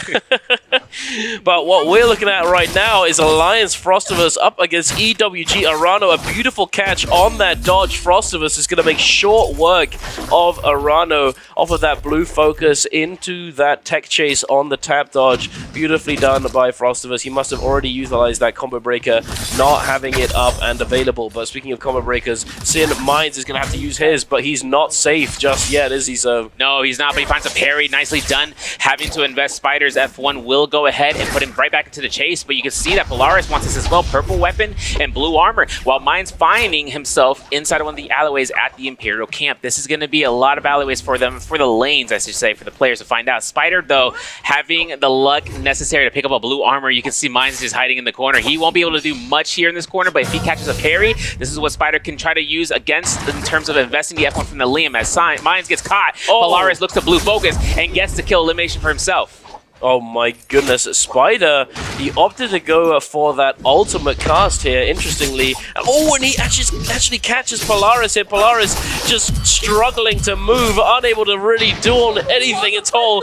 Now forced to utilize that ultimate, but Spider, he's just going to wait out this spear hold, waiting, biding his time, doesn't really need to do anything as long as he's not immediately under pressure and has that stamina to work with. Oh, he throws it at the floor, and now, oh my goodness, Polaris suffering from all of these blades coming down from the sky, losing that last little bit of the shield. The ultimate does expire. Polaris does get that armor swap though. Spider, he hasn't won this just yet. He does have that combo breakup though. Yeah, he's going to be careful, though, looking for a parry off of that blue focus, holding that blue focus himself just to make sure that the F1 is good to go for the reset for that armor regen. Now, Polaris is okay with, having to back off here, having picked up that armor that Spider previously dropped from picking up the blue armor, but now it's up to Polaris to take this chase down. Has 9 grapples, takes 2 musket shots straight to the dome, finding another armor swap in the middle of the grass, and there's going to be a whole horizontal release. There's a musket shot. It's confirmed. Polaris now looking to try to kite around. He has 1,000+ HP, but all it's needed with a longsword is an R&B, and exceptional for Polaris. Look for an F2 usage here offensively, Duncan.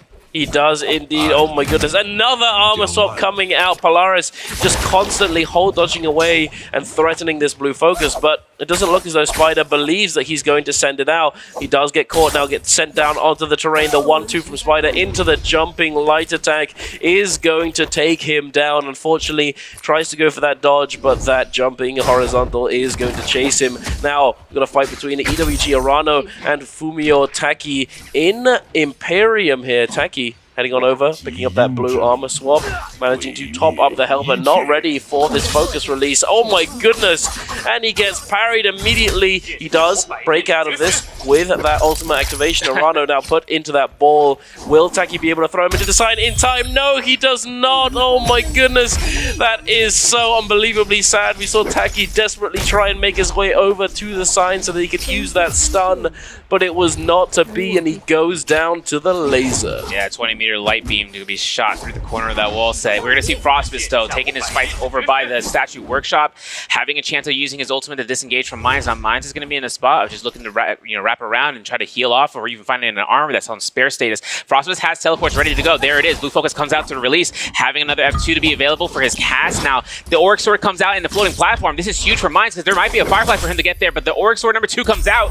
Mines look for the knockback. There's a lot of gold troves here to try to see if there's an armor available because Frostfist is still going to put the offensive pressure. His ultimate ends, he gets a refresh, but he finds his slap, gets himself to look for the neutral off that end, and while Mines looks to loot up, there's the F2, there's the F investment, and an armor potentially to come out is not going to be the case for Mines. No, it is not. Frostivus has already suffered at the hands of the armor swap out of the trove opening the other day, if you remember, sir. The karmic gods did not smile on his opponent yet again, thankfully for Frostivus there.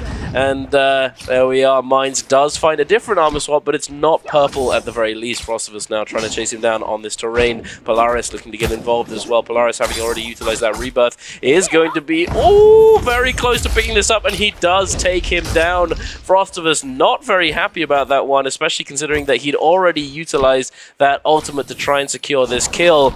But hey, it is what it is. He had to give it up. He didn't want to go into that position 1 and risk getting taken down or risk getting fully committed onto by a Valda who has that ultimate available. Yeah, now seeing Fumio Saki over towards the north end of the Shadow Circle. And the fourth Taki right now, he's getting targeted out. Arano finding a parry as Yak is able to initiate it and wait it out for the combo breaker. Now Taki has a lot of disengagement opportunities right now with the cliff sides, but he's got to be careful from getting caught by a stagger. Yak is looking for the parries as his blue focus is to mitigate and just spacing out. He throws out one, he burns his Yak's combo breaker. Taki has the corner side to look for a baby heal for the armor powder just to get 300 armor or 300 health, however which way. But Frost was taking fights outside Romiang up against WBG Spider. Uppercuts confirmed. We're looking for the R&B. We're going to miss it for a second, but Spider looking for the LMP neutral. And if everything comes out for Frostfist, he just has to hold on for dear life. The Romiang pass has just spawned. A parry like that, Frostfist gets caught out, but he still has that life left while Spider takes his third elimination.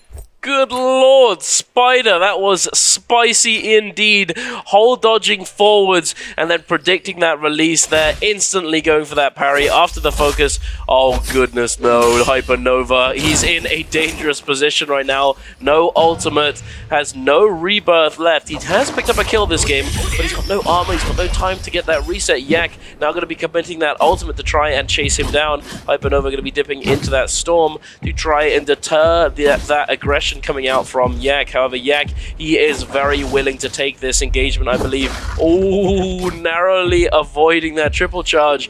If he'd been a little bit slower on that scale rush, he may have been taken down off of that one. But Hypernova does manage to disengage, and Yak is now forced to go for that reset himself. Yeah, switch to the Romiang. We're going to have YZG's T225 up against EWG Arano. T225 look for the whole blues and releases both of them back to back. RMBs comes out, dodging out, making that whole check work through, but the ultimate coming out from Arano into a light dazzle, into a laser beam spam. Now T225 has his kite for the next 5 seconds, and to look to use ultimate his own self. There it is. There's going to be the old cast, the Auric Sword, not throwing out just yet, waiting for the ultimate to deactivate, but Arano still puts the pressure, looking for a light dazzle if he can.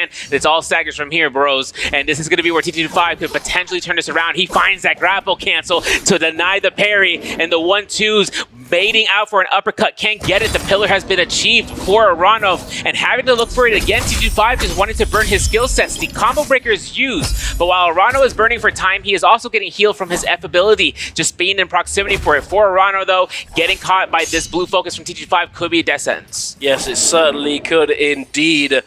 He's always trying to find the opening. Arano biding his time, trying to force T225 into making some kind of mistake. He does get a little bit of chip damage there, but oh God, no. Oh, the dazzle, though, into the focus attack, but only the first part of it is going to deal damage as T225 did have that combo breaker ready to go and breaks away from that second half of it. Arano trying to find the heal, but T225, it has that presence of mind to immediately look for the re-engagement, catch him while he's healing, and take him down. But here we are going into the other realm of Yang verse D229 up against each other verse on that Justina with that V1, I believe, does have that effective health advantage. And oh my goodness, absolutely obliterating D229 there. Not expecting that focus attack release. Yeah, now being able to pick up a gold longsword, having Tempest Kick, having dual blades, a purple rarity. This is going to be a good setup, especially seeing the longsword versus being very tactile with his longsword game. Man's a menace with it. He's the main villain. He's the antagonist when it comes down towards how good he is with it. And now it comes down to Spider. Outside of his Romeo victory up against Polaris, the blue focus burns that F ability. Combo breaker is down. Polaris, he's careful with his words. He releases one blue focus, goes straight to musket shots from the face of Spider, and then crossbow bolts coming from his direction. Light Hypernova outside of the vicinity looking for those cannon stray shots and being able to survive from that Heaven's Watch chase down from Yak earlier. We are seeing Nova take his stance, having purple fist blades, having now blue armor, and still going ahead and taking fights in his own set. But this is going to be where it's difficult. Rummy Yang's winners will not hesitate taking those fights. 2-on-1, successful, taking a blue focus, and now forcing ultimate. This is going to be where that V2 from... Oh, wait a second. Witness. Hold on a second. We're looking at how much damage is going against the Syra, and there is nothing that Light Hypernova can do. All of the shield is gone. Duncan, it's auto aim from this point on. I can't believe it. He's gone. He has no armor, no nothing, and that shield just got deleted. Oh my, is this the meal that we are going to have chefed up for us at this year's J Cup? Everyone thought that Syra was unbeatable, but now WBG Spider pulling out the Wu Chen and just absolutely slicing through that Syra shield, making it just it's not as big a shield as a Valda, so it makes sense, you know, but still surprising. But hey, Polaris, surprised by that half charge from Spider, is going to get put into that juggle, is going to get caught now, forced to use that ultimate. Oh my goodness, he's going for a ride. Spider sending him down the hill, going to be dodging away from that spear release, beautifully done, sending it that horizontal focus. He is just absolutely beating him down with these nunchucks. The ultimate's coming out. There's no chance he's actually coming out of this alive. Oh, wait a second. Oh, ooh, he's just walking away healing. He does not care. Spider, the absolute Chad. I can't believe this. You've got to take a look to this replay of the first Romeo Yang, because he went into Romeo Yang as a victory. He went against what seems to be Polaris, so he knew it was a Valda. Now the situation comes out towards this. Valda still doesn't have ultimate proc. We go for that swap from the dual blades, from the katana neutral. The RMBs comes out. Polaris doesn't even have a chance of rolling out for a prop of the ultimate. And this gives Spider that elimination. And he was at 3 to that point. Now he's up to, or 4 after the kill of Romeo, now up to 6, taking it out of the play. Frostbist finding a kill against Verse outside towards the Hall of Military. Kind of insane coming through here. 2 eliminations so far, having blue fist plates but purple armor, and heading his way towards the shop, having 13,000 Darktide coins on standby in case of purchases to be had later on in the Immortal War shop. Now for Wufang, gold or purple armor, purple longsword, going up against Versus gold longsword, I should say, while Frostbist is looking for that engagement and looking to just, you know, grief out. Mataris can always get away with this, because once that combo break is used from Wufang, you're going to notice that Frostbist is looking for that opportunity just to go ahead for the F skill to get back into the fight. He is indeed. Wufang, a bit of danger here. Might be able to make it out of the situation. He has dipped into that storm. We're going for the full reset, and he's going to be popping that Tunar Soul Jade, allowing him to get that buff that regenerates him all of that armor over time. You know, if you don't know what Tunar does, actually, ladies and gentlemen at home, all of you in the chat, I've had plenty of people wonder what I'm doing when I use the rest emote when I have this Soul Jade. That's how you activate this Soul Jade. Next time you find it in game, be sure to read the description, as it might be rather enlightening. But you know what might be enlightening? This fight between Spider and Arano. We have the Syra versus Wu Chen fight. And I think if Spider comes out on top... Oh, man, don't you... oh, baby. We might see an adjustment in the double pick Syra first round selection. It's like I'm watching a rerun of an 11-season show right here, because if this comes out towards Spider's position, man, I'm watching all of the episodes back again, because Spider procs his F1, he gets caught out to use that combo breaker. Now he's going to have the shield wall to make it happen for a blue focus hold, and the Syra hasn't even ulted yet. Arano hasn't found an opportunity. That Dazzle's free. Oh, he got the R&Bs. He's going for it. The procs ult, and now the balance of seeing whether or not this can completely shred her shield. There's going to be a Dazzle for free. There's no staggers to happen to Arano, but look, that was just one cast in a blue focus. Arano's still getting pelted in the corner. He's looking for the R&Bs. The combo breaker is used while Arano repositions to go back in. It's an even fight from this point on, which is not necessarily coming back in for a heal. Spider will still take the aggression. Musket shot takes a purple hit from the spear, and there is going to be that kill. The purple spear rarity feels gold, maybe a little bit more chip damage, but Spider came out again. I don't want to... Listen, I know you're giggling over there, bro. Listen, I know you're giggling. He also got a Merciless Havoc from that. Advanced heal? You ain't dying, bro. You ain't dying. I'm looking at him. He is not dying, bro. Spider has 7 kills.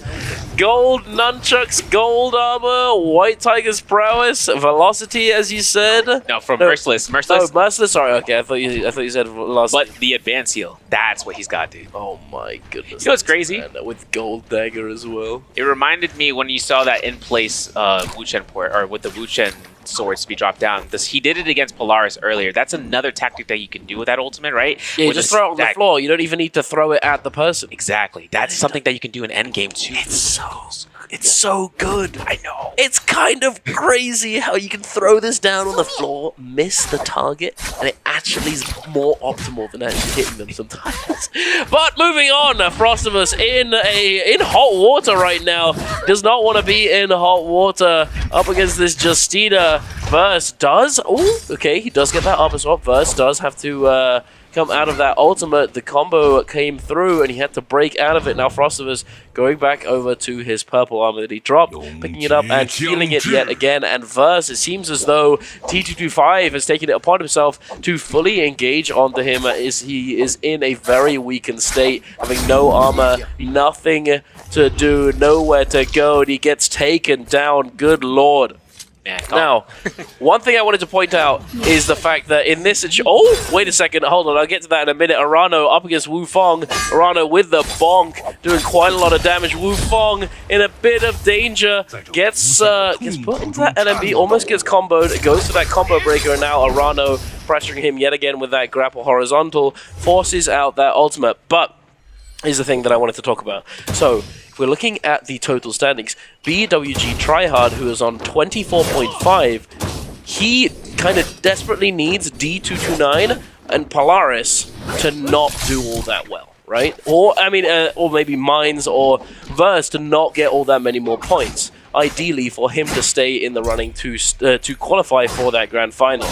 And D229 did get taken down relatively early, but he did pick up a couple kills, and then in that game 3 before we came to the caster desk, he picked up 3 eliminations in that game as well, making it pretty close to endgame. It's definitely a very scary situation for Tryhard, but oh my goodness, another very scary situation for Wu Fong as he now gets parried and is forced to use that combo breaker yet again. Yeah, seeing Wu Fong taking the R&Bs and dodging and catching neutral right then and there. Oh, who's griefing this? Hold on a second. Who's this horizontal dagger coming out from the sidelines? Is that what I think it is? That's the boy! Looks like KFL Yak back in, boys. EU showing up to the party. Let's go. We got a chance here of seeing whether or not the focus is going to be onto the hotties, considering that the Syra ultimate is active for Arano. We got 2 minutes and 20 seconds left. Having Arano to look into the background, we see Spider making his approach and sees Arano and looks to see about when that ultimate ends. He can go right back in. Look at that. Oh my goodness. The horizontal to the musket shot, bro, to die for. You're going to see where it comes out from Spider's micro decision making and getting all those shots in, having that grapple stagger, forcing the whole lobby to control down towards the Syra. We saw this actually into day 2 with seeing Yak play Knockos, and this is exactly what you can do against a Syra, denying her for the end game zone. This is something that you see in the repetition. It's going to be had, and that's going to be where the elimination went towards Wu Fong, placing up to 4th now. And that mention you point, you know, I was about to say his name, but I said Jamal Iverson, you know, instead of my mind. Because Tryhard coming through here, not playing today. He is looking, he is watching for himself in terms of where he's placed right now. Having to see whether or not DT29 from Lobby 28, or rather with Polaris inside of Team TWSS to qualify throughout. But we're going to see a replay coming out here from TT25 from YZG, having it up against Verse. This is second round Yang, gold weapons against both sides. This is going to be a DPS check coming out from both ends and seeing who can catch the first neutral. But Verse looking to try to scale rush out here, making sure whether or not Justina can fight out inside that round Yang against Liam. Indeed, and I believe that since we saw TT25 with that buff, that he does come out victorious here. But oh my goodness, I was about to say, how does that go down considering that he's at a disadvantage here? But that huge release from the focus attack into another one! Good lord, what is that damage? Does he have Juggernaut? Surely, right? Surely he has Juggernaut, because that's quite a lot of damage, if I may say so myself, to be doing from just a gold longsword to focus release. You know, usually, I mean, this doesn't actually do all that much damage in comparison to some other weapons, but that was doing quite a bit. But here we are, we will see that sap damage coming out onto Frostivus, does get parried. Frostivus now in a very dangerous situation, forced to use their ultimate, threatening that blink into focus attack, trying to, oh no, oh! Spider gonna take the kill as well. Oh goodness, Yoink. That's rough. You got 8 kill eliminations now, man. It's that Ocho Loco, bro. He's going crazy. It's like the guy around the corner store. You know, he's just going to get his, hey, man, you want something? He's like, I got everything. What? I got it. You got an advance heal? I'm taking that. No, he's going to be looking ahead with Wufong and looking to chase down now. There's an armor there, but Wufong had to take the defensive position, hoping to avoid that horizontal from Yak. I mean, Yak takes himself with an Assassin's Lunge. The reveal is there now. Seeing how Wufong is holding blues, he's looking for that blue armor. It's complete. 900 armor. Come through. And there's a blue focus. Now Yak burns his combo breaker. We're throwing the 1.0s. This is going to be a one horizontal to a parry blue into an extension, because there's Wufong throwing out that pelvic thrust. There's a chance if Yak can look for that Assassin's Lunge, he will get countered out. Sap hit, jump LMBs, and another jump horizontal. I can't believe that must try hit, but hey, it's FPS gaming, bro. It's crazy. That one made me cough. I was like, oh my god, the parry. Yak, buddy, we're not on EU. Can't send that one there. That's a little bit too far away, a little bit too obvious. And he just gets absolutely cooked by that parry. And now we're down to 3 players already, Serve, with 6.5 minutes left on the clock. Spider and T225 going at it on the side of this tower. Spider not having utilized that ultimate just yet. Is he playing Desperation? Why is his health so low? I'm not really sure what's going on here. Perhaps he's just chosen to heal up that armor instead of the health in this situation, as he has a bigger pool of it. Or perhaps, oh, that's why, because of Assault Smolder. Assault Smolder has been ticking down that that health, and he just simply hasn't been given the chance to actually heal up. T25 sending that focus release. Spider with that parry, not doing the follow-up there, because it is, after all, Liam goes for that 1-2-3, doesn't get caught on the dodge out. Oh, it's a dangerous spot, though. The zone is starting to creep in, Serve. Oh, and a huge parry into the sap. Spider with that F into the ult, forced to use both of it, and now throwing down that ultimate at his feet, may be able to stay alive here. Having that advance heal and that moonbane to protect him. I can't believe this man's a lucky son. I can't say that. But we got Spider with that advanced armor, and he's going absolutely nuts here to try to protect himself, and then he gets caught. He runs into a moonbane, and T225 gets a kill. You know, that was really quick at how fast it went down, but final 2 in the game lobby. T225 having the chance of that Phoenix Blast, seeing the Assassin's Lunge, opposite direction. Wufong will look to space out. The terrain here looking kind of good for a neutral RMB into the grapple extensions if he can. But the thing is that Wufong gets that parry, gets sap hit, looks to avoid that knockback from the F1 Hod, for Liam, forcing the 1-2 hold checks. If T225 finds a usage of this ultimate that just denies Wufong existing, this would be the position right now, but he is not having a good time with A, the dagger, B, right, and C, the Assassin's Lunge, and that's gold rarity coming out here. We're running right back into the Moonbane. We're trying to risk it. The Auric Sword comes out. T225 gets 1 heal off, looking for number 2, and you can see Wufong catches that horizontal again, baits it out, maybe looking to knock the zone. The F is invested for Wufong. He tap dodges the horizontal. He's going for that gold armor, the saving grace, but it's empty. That's tough for him. That's tough. That is extremely tough. He's headed on over to that armor, and it's not going to net him all that much more HP. And it wouldn't have really mattered too much if Wufong's able to get another one of these burning slashes onto T25. He doesn't. Oh, mid-animation, but oh, yo! In style, ladies and gentlemen, Wufong is going to be coming out on top in that fight. But is he going to take that MVP serve? I don't think so, because Spider had quite a few kills. 8 kills. Taking 8 kills. Yeah, there it is. Taking 3rd place. I think it's what, like 1.5 for him? Yeah. Got 9.5 points earned that game. You know, I'm gonna do the math. But the problem that comes out now is giving a headway in terms of seeing the Wu Chen's performance. Now, obviously, it's WPG Spider, right? This is a guy who has everything down. Yeah, he's this past year. Well, it goes. Yeah, good. He's taken a good amount of time just practicing out this past year, and especially with his performance in the Summer Challenge. But now, you know, he's going against his peers, and the you see T25's face. This man was like, "Is that a Wu Chen? You play Wu Chen? Is that you, dude?" He's like, "He's psychopath." His main drive will be where he gets that off-drop, you know, mentality of just getting the mental boost of getting a kill, and then just going with it straight to Plume Castle, because there's a lot of players for Fireflies right now trying to take it out. D229, Mines, Polaris, the 3 players to qualify out to make it to top 12. Now, having Wufong pick up himself inside of the Fireflies, he's able to pick up one as that Zai, but the problem that comes out inside of the Igneous Mound is whether or not Taki has the gear necessary, or if he gets spotted by Wufong. Oh, this could be dangerous. He doesn't have that armor available. Wufong only. Oh,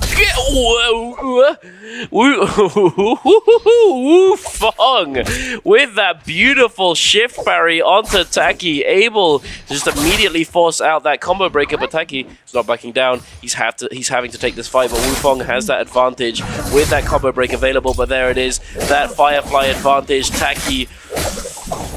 It's looking pretty good. Unfortunately, the F's coming out. Can he get away? He's trying his best. The jump LMB, the clank. He gets back around the corner. He's jumping around, scale rushing away, but no, it is not to be. And D229 is actually going to be picking up the kill, and that is not very good for Tryhard, as now he is a little bit closer to potentially knocking him out of the tournament. Yeah, D229 taking elimination, getting parried by Light. Ooh, catching the Dragon Slayer. What are we doing, Light? We're gonna crash LMBs. Wait, RMBs might come out here for the knockback, but now D229 has the position for the armors, looking for the stagger. 1-2 jump LMB. Now the ultimate comes out. Will the F2 connect from Light? He does not have ult whatsoever. He's at 50%. Another target is approaching towards Igneous Mound for D229. Open to wonder whether he can get one heal, maybe even 2. But he's going to go on offensive pressure, looking at that trove and seeing if he has an armor for swap. Light's going to be putting himself into the terrain, into the cliffside, just to avoid it. For D229, though, this still has him in the reins of top 12. He has just surpassed Mines, who is 0.5 below him. And just talking about Mines, my man is right there next door. He is ready and waiting. But will he recognize how far these players are going to go? Oh, yes, I think he will. He's coming. Yep, he's on his way. He's making his way over that cliff. But what are we looking at right here? Verse up against Polaris. Polaris is in the hot seat right now, not having a good time, it seems, as he's not been able to heal up during his ultimate. That was a goofy Valda Spear if I've ever seen one. The F coming out there, the overhold, bonk. Now going to be able to climb up this wall and potentially look to disengage along that wall and use these scale rushes, goes for the grapple, not able to find it. Now, ooh, the ultimate comes out from Arano, a beautiful parry coming through as well. Oh, another dash, doesn't have any left, but it does not matter. Arano is going to take him down regardless. Another parry as well. Arano is absolutely cooking. Bro, 5th place getting those 2 eliminations. My man going through with a succession. Season 3. Having Hypernova go off with this purple spear, though, he's still chasing down D229. We're approaching towards Feather Lake, towards the ballistic range. I'm sure if a player is going to go through, because Mines is still just, you know, keeping eyes out, like eyes peeled, you know, motion senses, everything. He's like Daredevil, he's going off. There's going to be the blue focus coming out. D229 has that common fan, but that's going to be all he needs, a short-handed weapon. The ice cone's a little too close for comfort for someone who's trying to escape. He shot it just to make sure he can try to potentially get his stun on Light. Hypernova, not going to happen. But for D229, might be Taki coming out with those nunchucks in the lane. Remember, V2, so if he finds a yoink position to get it, he'll find it. Frostbus taking fights against Spider at the Salvation Podium. And it looks like Spider has the burned combo breaker against Frostbus. It looks as though he has indeed. Both of them are down combo breakers. Frostivus, though, he is down quite a lot of armor. Not all that much effective health, but this chip damage coming through from the fan. This weapon is just so good at applying that chip damage on the entry of your opponent. If they try and make their way in, you're able to potentially just deny it while at the same time doing a considerable amount of chip damage. But what has he got here? Spider has managed to get his hands on that katana. With that Spider katana skin, I might add. Very nice to see. Here we are heading over to Taki and oh no, Hypernova. No! He is cooked. Taki with the ball. Gonna be My man gave me a peace sign in spirit when he did that, bro. With the ball, gonna be throwing Hypernova into the icicle, getting the stun into that kill. Hypernova not bound to be rather irritated by that, I'd imagine. He's gonna have to go and resurrect himself elsewhere. But heading on over to the desert on the other side of the map, we have Verse, and I believe Yak was there. Sort of close by, close together, looking to loot up in that area, potentially get some of that money, as that spot is very, very good for Dark Tide coins. There's a little basement underneath that you can get quite a bit of dollar in there. Yeah, quite a bit of pounds in that. I'm making sure to see. Quite a few quids. Some pence here and there. All right, we're done. We're done. You know, we'll get to conversion calculator, folks. Also, we got the T25 making sure he has that purple staff for standby. Gets caught by the neutrals. Wufang gets Hexa Harmony Spears online and goes ham here. Now, T25, the only Wu-Chen, got one elimination. He's shield walled in his pillar to deny the pushback, but drops down. A little bit of a misinfo. Nah, probably not. Just to make sure you can try to deny any sort of clinks coming out. Because T25 finds an armor swap, swipes around. He's doing a little bit of dance here and there, a little shimmy from Wufang, but Wufang puts it through. Remember, F1 for Wufang, not the F2 that you would normally see inside of the trio's mindset with the Comet. He has a combo breaker, because Stolas is a death sentence if you get caught. And for Wufang right now, he won't commit to the chase. The Romy Yang pass is still to be available for Frostfist. He's got 30 seconds to time this one through to enter that realm. Purple armor, blue fan, blue rarity weapon, more importantly, for the scaling. But for Wufang, he has the high ground. No Anakin, Auburn legs. Having a chance of seeing that musket, though, if he can find one, he has armor pierce available. He's got twin shot bounce shells, so he has the weapons. You know, if he can find it in the future, he has the Jade's 4 set weapons. Just to catch an armor pierce, though, into this meta right now would be kind of slick. But Spider, Gold Katana, Rupture Gale Orb, and having a slow shot Sunwing shot. Very nice indeed, but he's not rocking that musket. He is rocking the Hang Sword dual halberd weapon swap combination going into that realm of Yang, I believe, and YZG at T225 are going to be running the purple Hang Sword, I believe. He's got quite a few weapons in the inventory as well, but oh, this is certainly a fight to pay attention to right here, as D229 is currently in contention to potentially still qualify for the grand finals. However, he needs to get, I believe, 5 points ish, 4.5 points. It feels like it's a mile when it's actually a kilometer. Yeah, it's you know, and the thing is, you know, these, although you might think, I'm just gonna get 4 points, it's not too bad, you can get that. It's not that easy.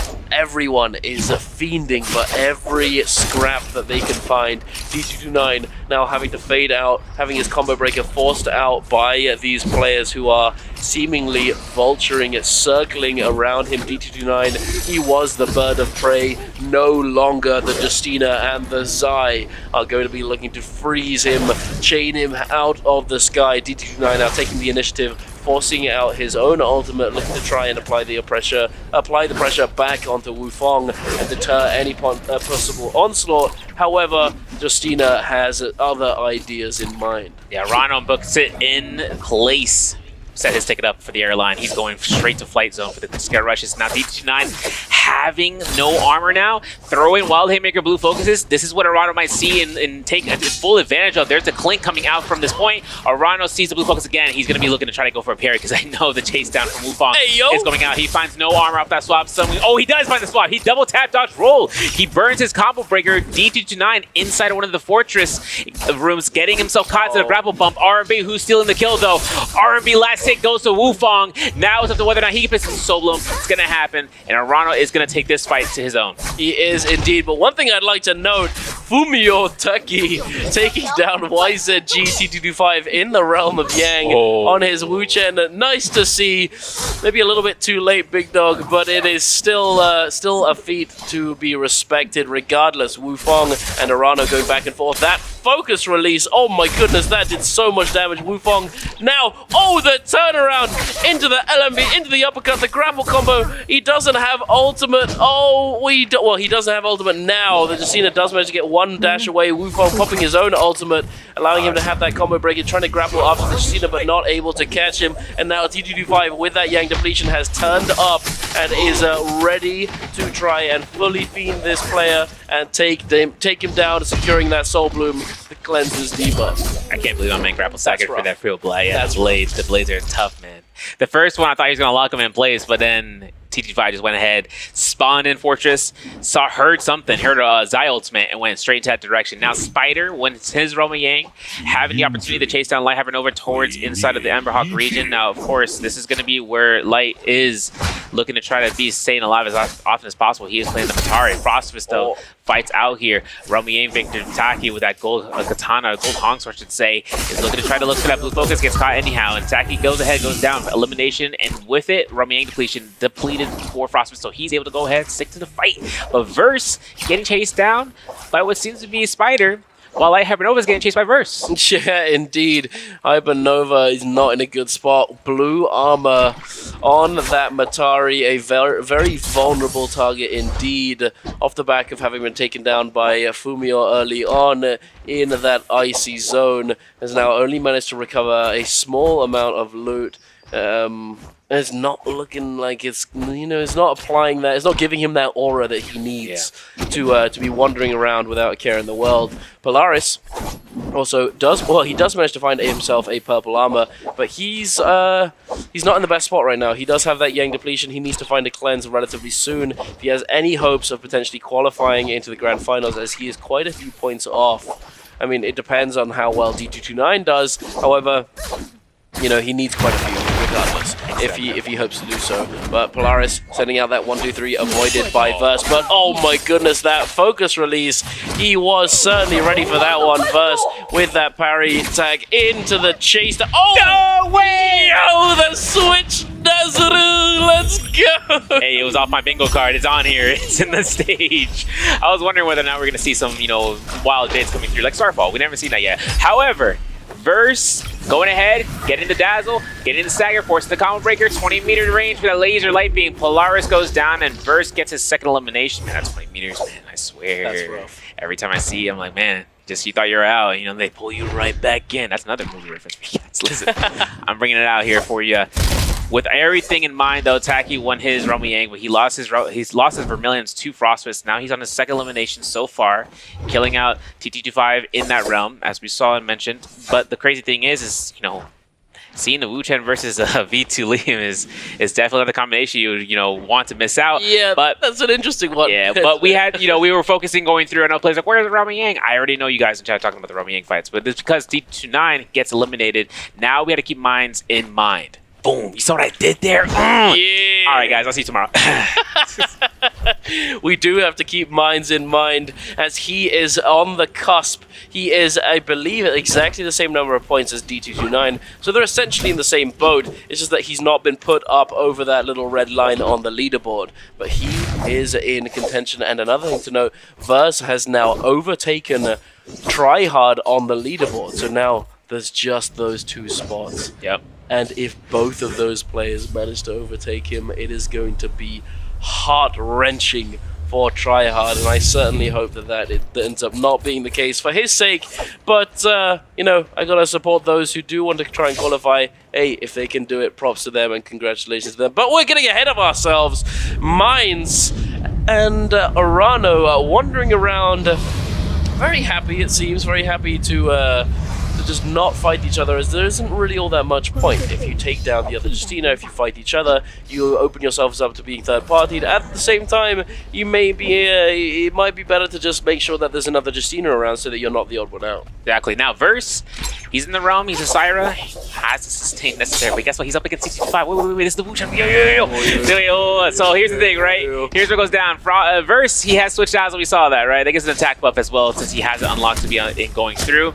Switches out, looks to hold RMBs. Oh, gets caught, forces his combo breaker. Really curious, because there's the cannon shot.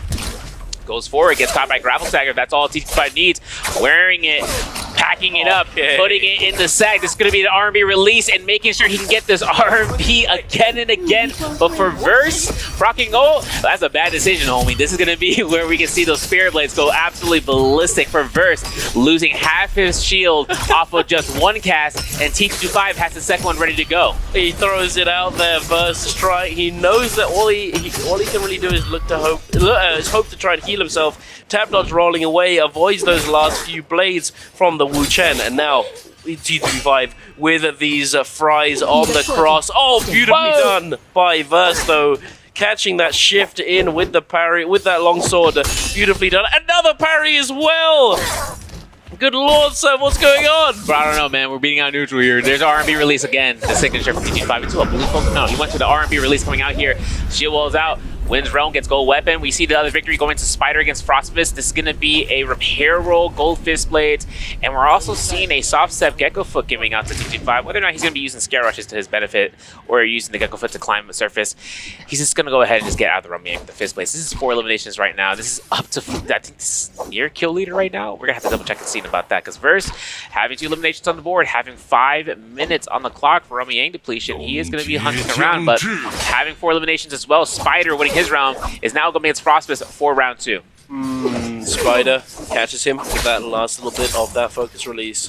Frostfist up against the corner, forced to use that combo breaker here. Recognizing that he parried second. Oh no, dangerous. And Spider just catching him on the tap dodge cross. Frost falling to Spider. Spider is just running the lobby. Another huge game from him. 5 eliminations. And here we are going to take a look at the Realm of Yang fight that gave him that buff. And it was also against Frostivers. Yeah, you know, it's crazy too. Seeing the damage from that one neutral R&B. That thing does a lot. The scaling is incredible. A lot of damage. Yeah, he finds out when he has wall superiority, he goes for a triple jump LMB. Okay, listen, 1 jump LMB. There we go. Thank you. I was going to say, I was like, you know, you can look for a pistol shot or anything in the nature, but we have to see, because Taki's getting chased down by Verse. We got 4 minutes. It's only been a minute since the last time we looked at Verse, seeing this chance. Considering that Romy depletion is not what you like to be in. I know Taki's looking to try to kite around and seeing what the situation with the Syra is, knowing that most Syras would want to take Romy Yangs, but we see Wu Chen ultimate coming out of T25 try to lock down Arano, and it hits Verse unintentionally, and I think this is where T25 has a little bit more bite than he can chew. He's going inside the Salvation Podium roller room, and this is going to be the Kite Central. He is. He certainly had fun with those blades. But look at how many people are here. Hypernova turning up to the party. Arano still on the run, healing up, but T25 is not going to let him go so easily. First, trying to chime in, trying to get involved, trying to get aggressive himself.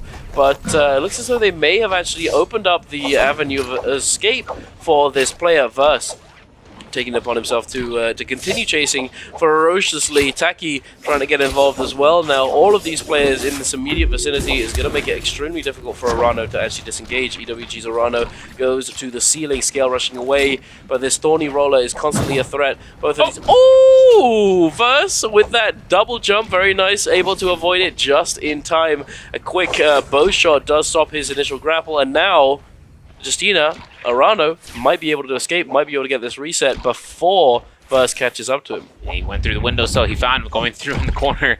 Not supposed to be here, man. Restricted area, because now Arano puts himself slap mode.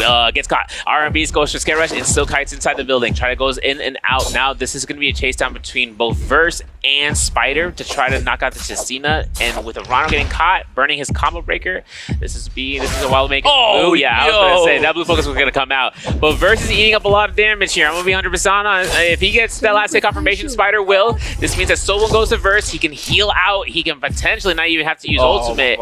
Considering that now the opponents are still on Salvation Podium, we still got 2 ballistas on the standby. Verse repairing that cannon, remember, switch dazzle, and whether or not he's going to be having the opportunity of getting the attack through, Mind just keeping eyes and ears out. Yeah, that is absolutely crazy.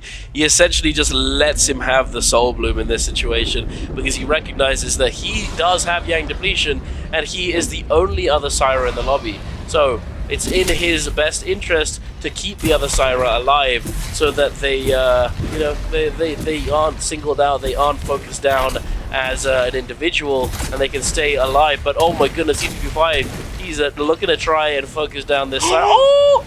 Yo! That's crazy. That's crazy. All right. Yeah, that's crazy. All right. TTP5, what on earth was... Okay, buddy. Okay, he's just... The god smiled on him today. Oh! Damn, okay. You cast curse it, bro. Okay. I can't believe it. I'm putting my pen down. He's alright. He's not in danger. He is vibing still. Spider. Oh, get out of here. Vibe check. Get off. This is my land. This is my tower. I want to stay up here. Nice and tall. Yeah, Syra. Yeah, get up here. Yeah. Yeah, this is our land. This is our land. All right, listen. Spider has in himself though. He has that. He still has no musket, but he still has that armor pierce to kind of work off of if he ever finds one. But he does have the Heartstopper, right? So we know that's going to be where that Gold Spear really locks through, and then the okay, TTP5. You just blitzed the gaming out here. Oh wait, he got the second connection. Wait, that delayed blast comes. Oh, the third one. Fuse. This might be the range shot that comes out for the score. Spider can't force ult here. He forces ult here. Okay. And guess who's here? Hypernova from Team Light coming through to see what's happening with the Syra. But if the lobby recognizes this fact that there's a fight, like Yak, he's been hiding throughout the match. I was waiting to see where he was. He's in the northeast corner. He could see what's happening right now and seeing a Syra fully reset. TTP5 taking that Spirit Rail to his own position with a White Tiger's prowess and goes immediately onto the hunt with that preemptive ult, bro. Indeed, but oh my goodness. One thing to know is that Mines, he is literally just trying to stay as inconspicuous as possible as he is now the only Justina left in the lobby.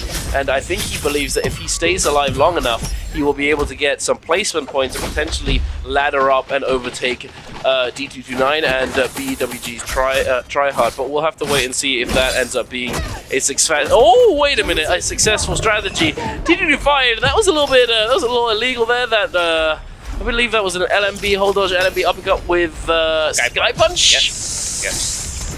First, if there's any soft combo that you could dodge, that's the one. I'm not gonna lie. Yak not looking as though it is. The ball into the zone. Wait, no, Spider gets the kill. Oh my God, Taki. I thought he was gonna pick that one up there. Get out of here.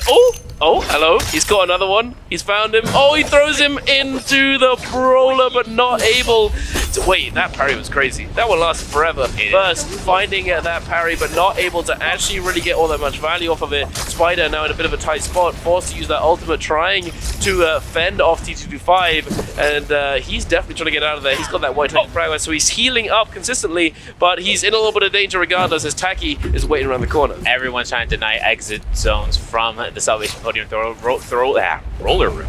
This is going to be a spot where you saw that from T225 to throw out the door, but F1 comes out. Sustain is heavy. Mines is looking for the clink. Mines is right there for placement to getting a 0.5 for the position that he's at right now. Nova though catches the jump R&B after the blue vertical, but for T225 having no ult, having no F to save his own skin, this is going to be T225 just trying to stay out of sight for every other player, but Light is on it, man. I mean, Hypernova making sure he can have the high ground with blue armor. All the other players like Taki and Verse and Spider, they're on the west side on this entrance of the Salvation Podium. So now they're going to exit this area.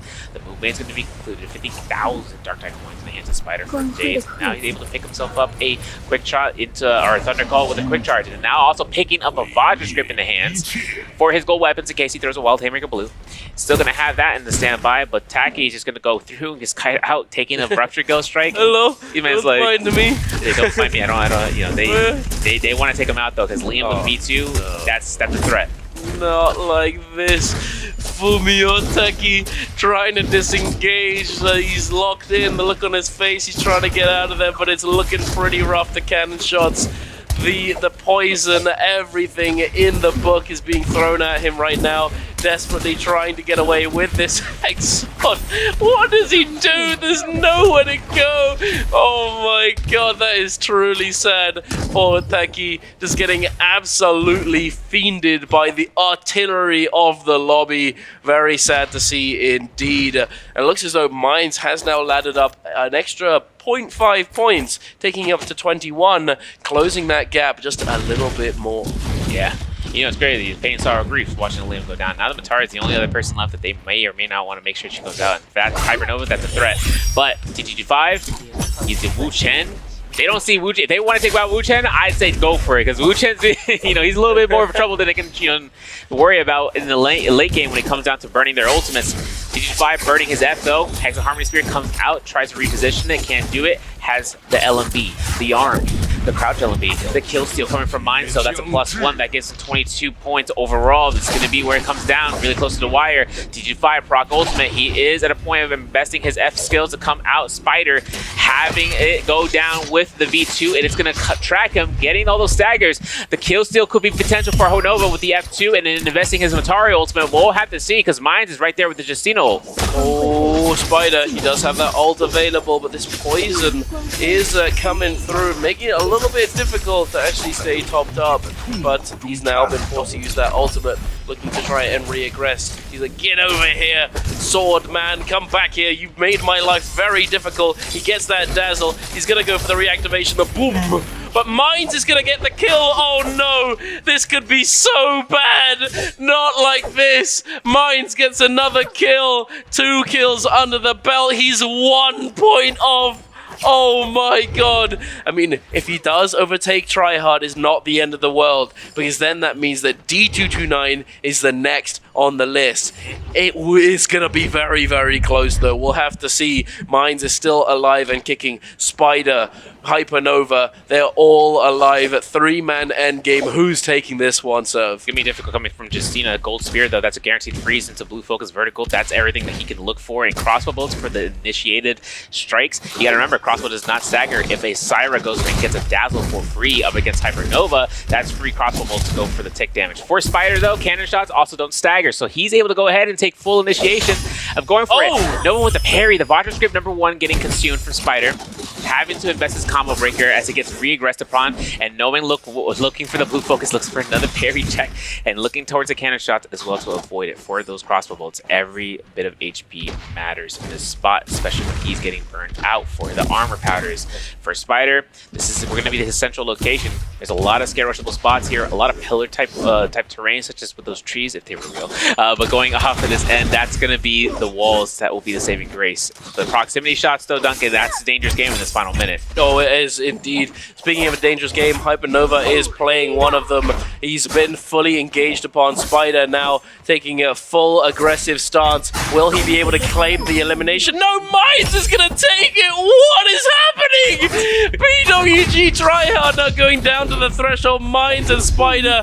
Oh my goodness, what is going on? This feels like it's scripted right now. Mines just being gifted these eliminations. He's just picking them up, and he's doing a good job of getting involved at the right time, but good lord, it's insane. Spider now does have that effective health advantage, and I believe that he is simply going to just come out on top here. There's no chance that Mines is going to be able to outlive this very full HP Syra, and Spider is going to claim another MVP for himself with 9 eliminations. 9 eliminations, first place. It's the highest score we've gotten so far. I think 8 was the cap going through.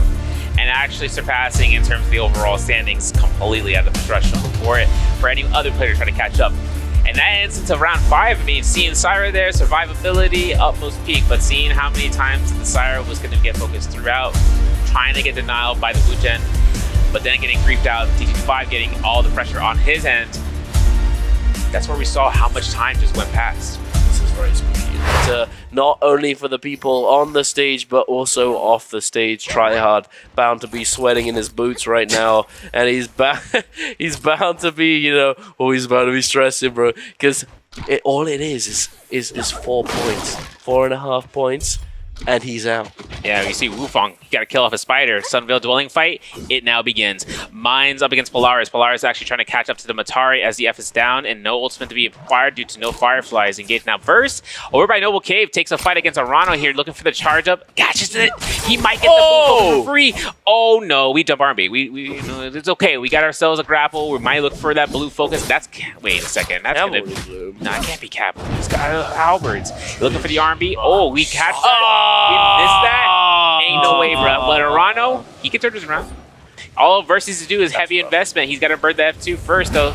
There it is. And we're spacing out. We're going for the Fireflies. That's what he's doing, right? He's going for Fireflies. Run, Arano! He's trying to get out of there. He has found one Firefly. Does he find another? He does indeed. Re-upped his ultimate completely now, and he is back to safety. He's not in all that much danger anymore. Now heading on over to this area. KFL Yak, LT Hypernova, and Fumio Taki.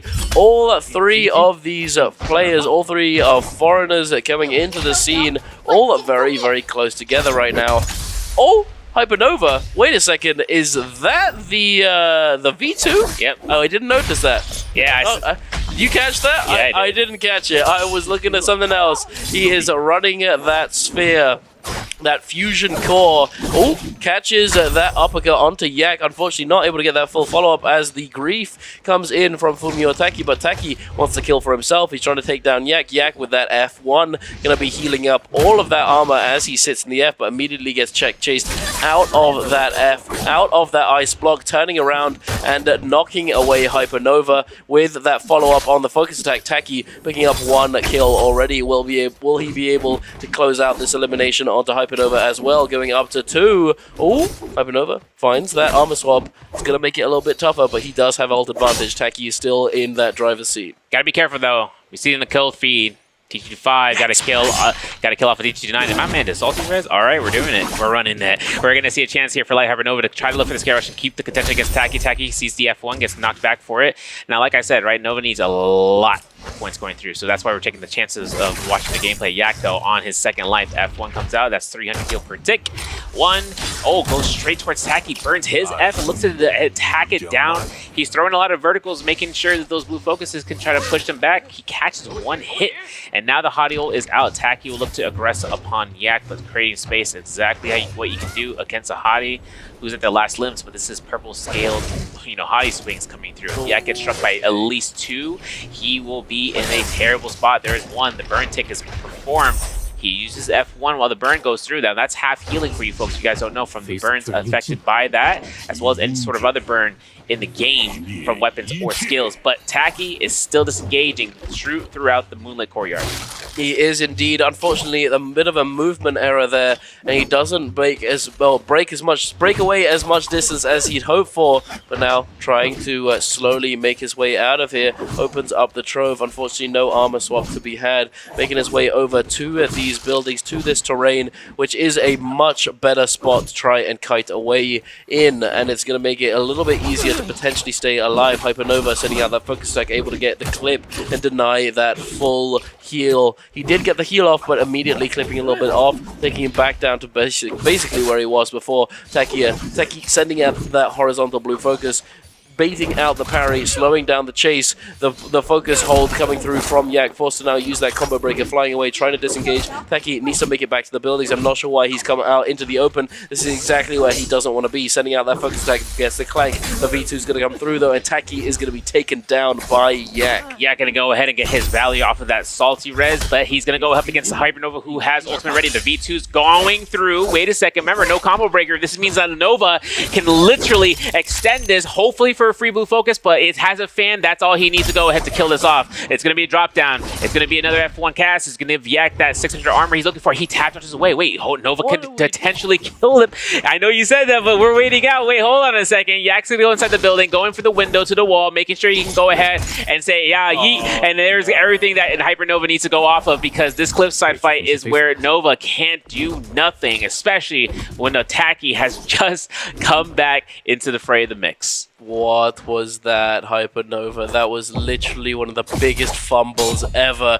He gets the ball, gets that fusion core, and literally just lets him live. He had it. He has no combo breaker. All he had to do was use the focus attack from the fan just a little bit earlier, and then he gets 2 of them. But he waited just a little bit too long, showing a little bit of inexperience utilizing this ultimate, unfortunately, and he just lets him go and gives away a free kill that could have been had.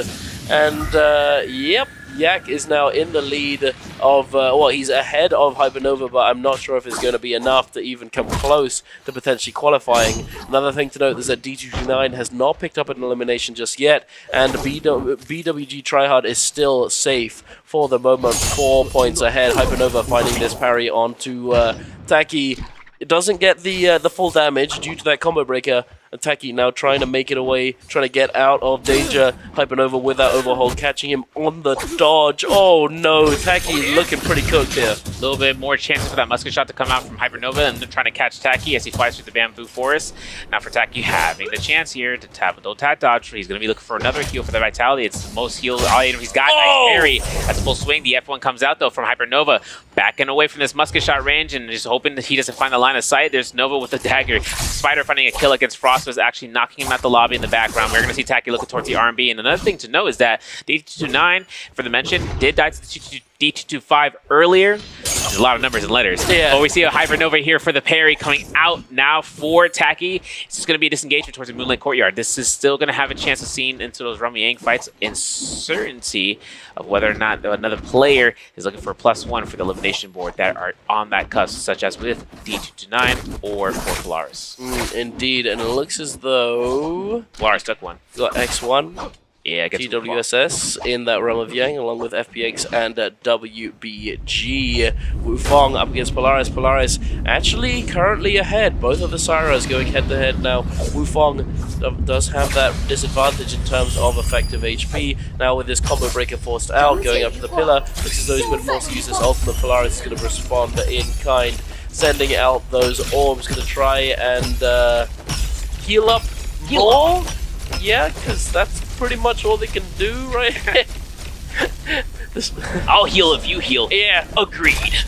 agreed. All of my advantage in neutral gone. But no, it looks as though Polaris does end up coming out on top regardless, as Wufong had gone into the Realm of Yang with common armor and took a little bit of damage on the drop down just there. Polaris now has that advantage, is going to have to use his combo break though. Wufong catching that R&B, going to be pushing him back. Polaris trying to find a way in, but he's not being made easy whatsoever. Ooh, but he sends this focus release, going to be doing quite a lot of damage. Polaris might be able to clutch this one up and take home that Realm of Yang win. Difficult position for the blue focuses. You're going to see Mines actually go ahead, going through. I think he actually took a fight going off, but Polaris actually getting his chances here. Wufong, scared like that. Polaris needed that. He's now up to 18.7. As a result of that, we're going to switch the fight over towards FPX's versus Spider, the second Rum Yang fight that has been continuing. In the meanwhile, Taki versus D229 in the other stead. Now Verse forcing it up, getting caught by a grapple bomb. That's okay. That's unfortunate. The Pillar Grief, the 1-2s though. We take those. Taki getting a kill off against D229 and the other Rum Yang. Spider getting his win against Verse. Over towards the Crow's Nest. Arano up against Yak. Yak 1-2-3s. We release those. The F1 comes out, but Arano gets caught by the Scare Rush. The ultimate is good. Yak almost getting caught by that Wisp Throw, and it's getting spammed by Arano while he looked for a single heal. Now Yak can't really do much about this. The spam for one heal for one Wisp is all that Arano needs to do to get a full armor reset and then some.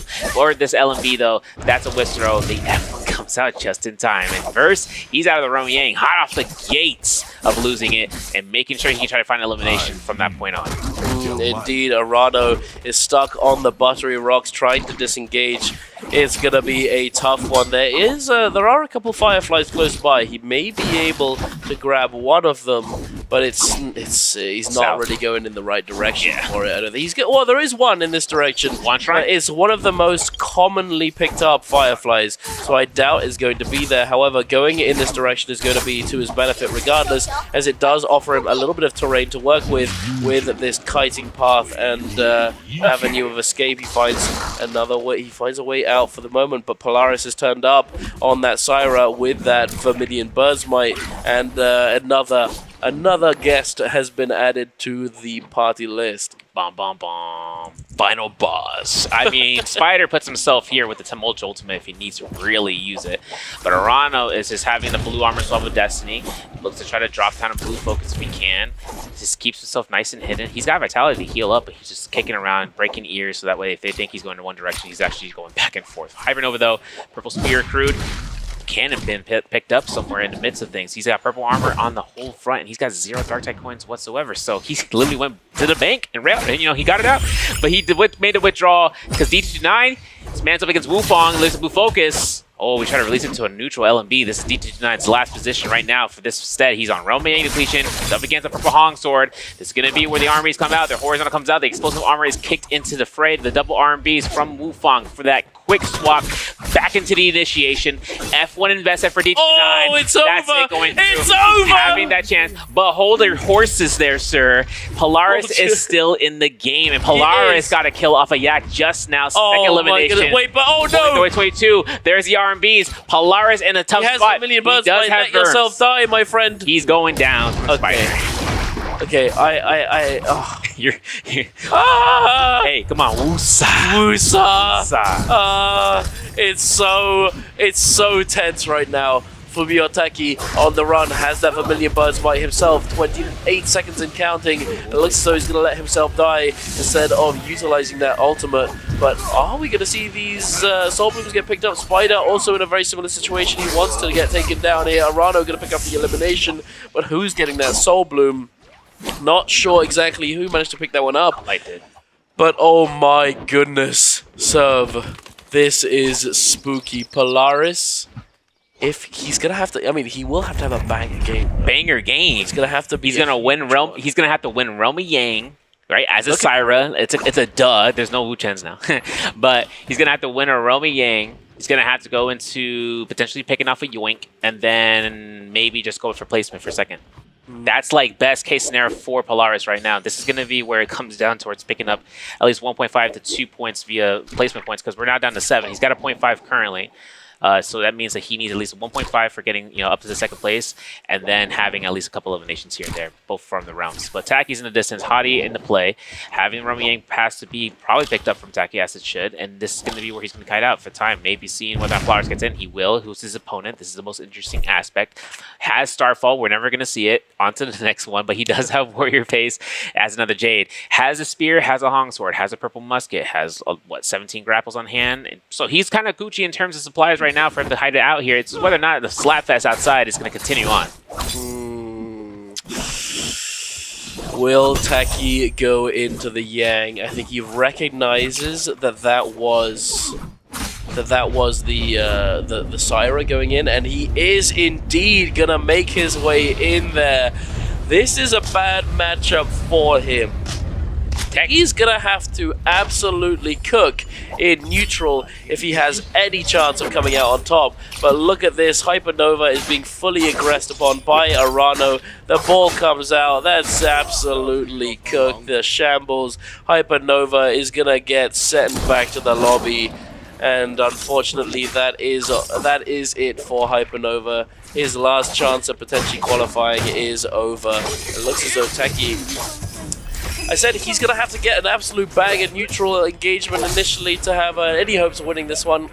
Unfortunately, that did not occur, and he gives a kill over to Polaris, who now has laddered up yet again with another point. Yeah, he's going to pick up a gold weapon. Gold Dagger is going to be able to pick up Aurora Burst, whole sword purple rarity, and a fan or ripple step into Phantom Step. Polaris actually, he's set up. He's set up for endgame if he needs to protect himself. He kind of is. He's got the necessary WAP.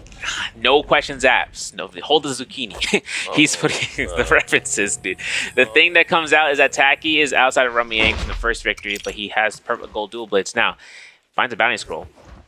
I'm not sure who his target is. It's on Polaris, the person that he's already lost to, the Rummy Yang, who's a Syra. who has a White Tiger's power, so he's going to notice that the buff is going to be implied. And he knows that Cyrus usually do take Realm Yangs, and it's going to be the notoriety of whether or not it's going to be the same one that he just fought. Wong has a bounty on Arano as well. Saw that. And now it's up to the zone. The circle is closing into Lake Yellowleaf, insert into the Burning Pagoda by Eventai Temple, and Polaris is hunting around as often as he can. And he's got a bounty scroll on Spider. Oh my goodness, this is so intense right now. This is... Oh, Spider, I don't know, I don't know, buddy. I'm just dying right now. This is just like, I'm so torn. Absolutely torn, because Polaris, absolutely lovely guy. I spent a little bit of time with him. Got to do some zero bands. You know, he's a good guy. He's a good he's a good bloke. You know, and I want him to succeed. But at the same time, I want Tryhard to do well. I want him to move forwards, and he doesn't have he can't defend his place right now.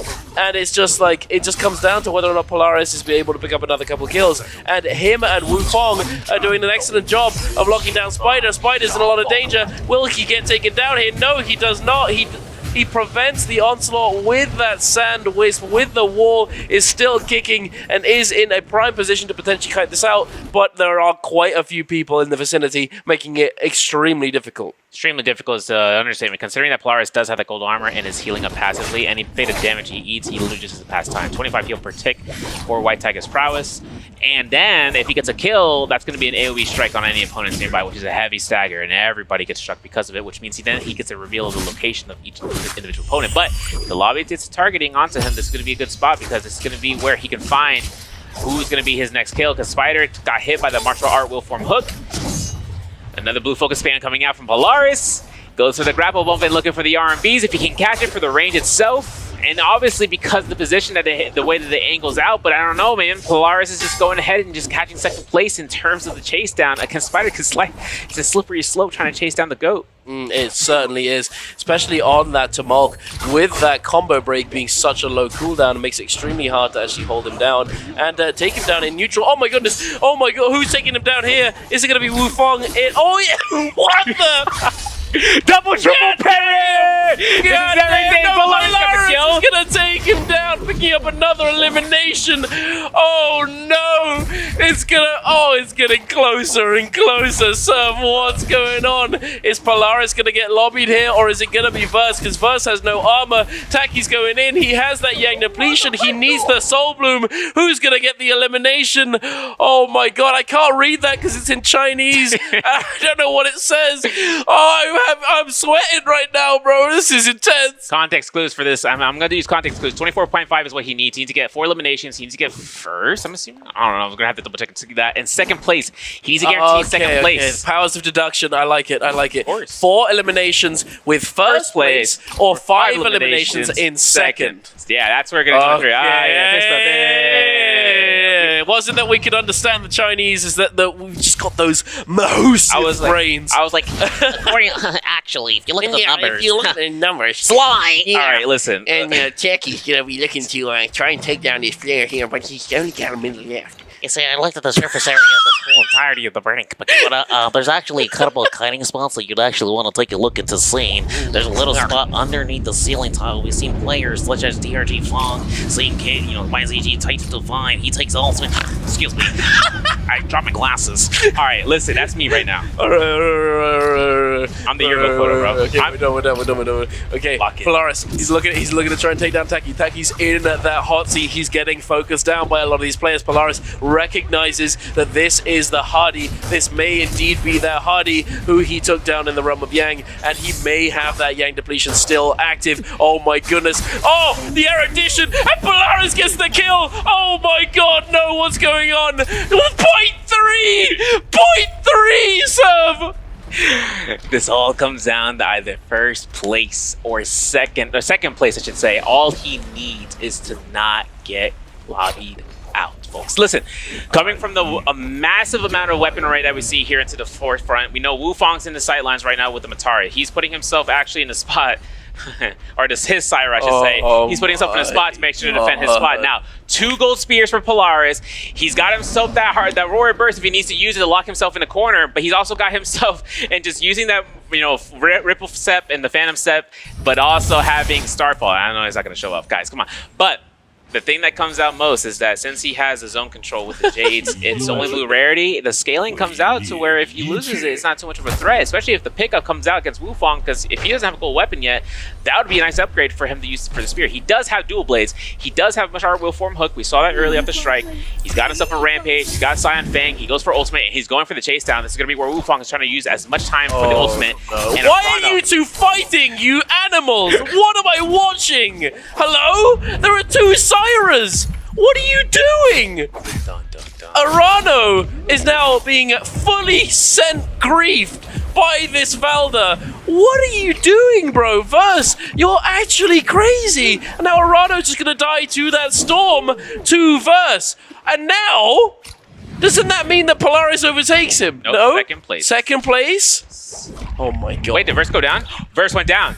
Went ahead and passed him. Verse died in the zone. That's going to be where it goes down for our top 12, folks. This is going to be for Polaris is in that 1v1 situation, though, up against Wufong.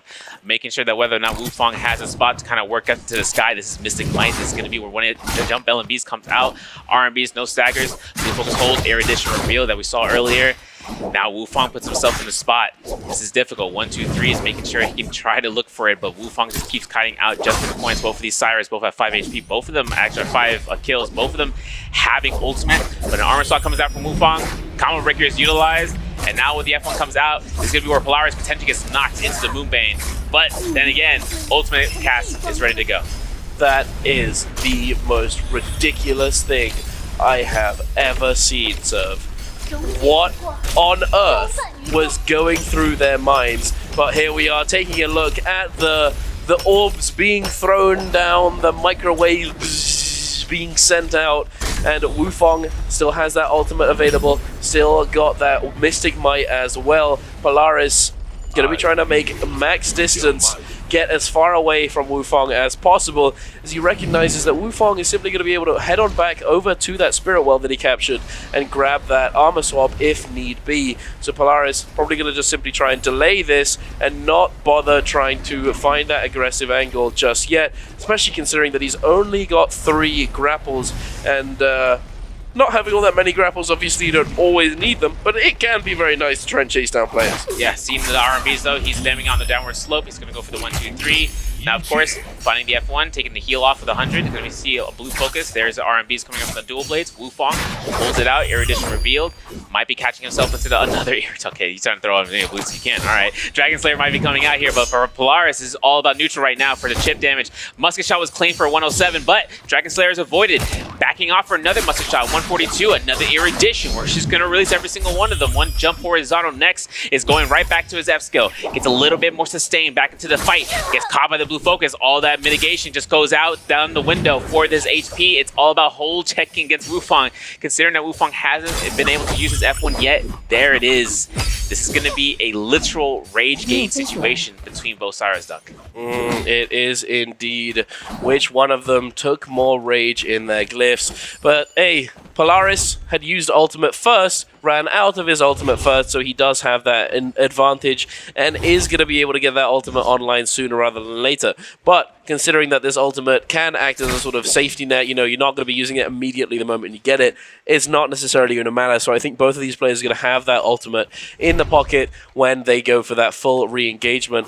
Polaris stopping to try and repair this musket, not able to do so as he does get immediately engaged upon. The F comes out, the combo breaker goes for that heal, making sure that he gets it. The combo breaker from the opposing Syra is also going to come through. That Erudition, he's trying to make use of it. He's not really been able to find all that much value just yet. Now holding that horizontal, now forced into a bad spot. Now the ultimate is going to come out as he doesn't have that combo breaker, was not looking to get tech chase even more and chip down continuously by Wufong. Wufong now doing a very good job of using the terrain to his advantage to keep himself on the move and keep himself out of mind, out of sight from these orbs, this microwave, the beam coming on through. Now chances here for the holds. There's a Clinks.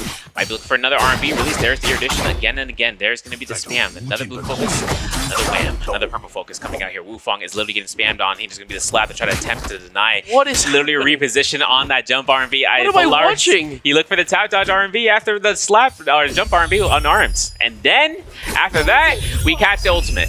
That's where Polaris has to disengage completely. He's going to try to cut it around in terms of the Nova Cave, in terms of the temple, hoping to see the cliff side. But with Wufong just spamming out the orbs, he's also healing himself, right? Each tick being 120 heal. That means that Wufong can literally just get one dazzle off by the happenstance, and then finding out Polaris in the spotlight. But there's that Ripple Step, Phantom Step working his magic because he's able to just avoid the line of sight. He is indeed. What was going on there, though? Regardless, Wufong has now claimed his victory, and I'm in so much pain right now, sir. Because the thing is, it's not that I'm not happy for Polaris. It's just that it happened in the most ridiculous way. Yeah, it's crazy because, like, what on earth were they doing? Two Syras are in the lobby, and then you're playing Tamog, Valda. Why are you fighting each other? The Syras are gonna work together because they're gonna try and take down the other players first. Why are you fighting each other and literally just giving rise to the Syras to just take full control, and then you lose the potential of winning it all yourself? But regardless, congratulations to Polaris for clutching it up from the depths, coming on through and getting it to that top 12 position, qualifying it for the pre-finals to continue onwards in this year's J Cup. Yeah, picking up the 9 points for that game. Wufong will get the MVP. Polaris catches the last slot going through. I know that's a lot of stretches, like just because we've seen it into the interviews, right, man? Said, I left my studies just to pursue something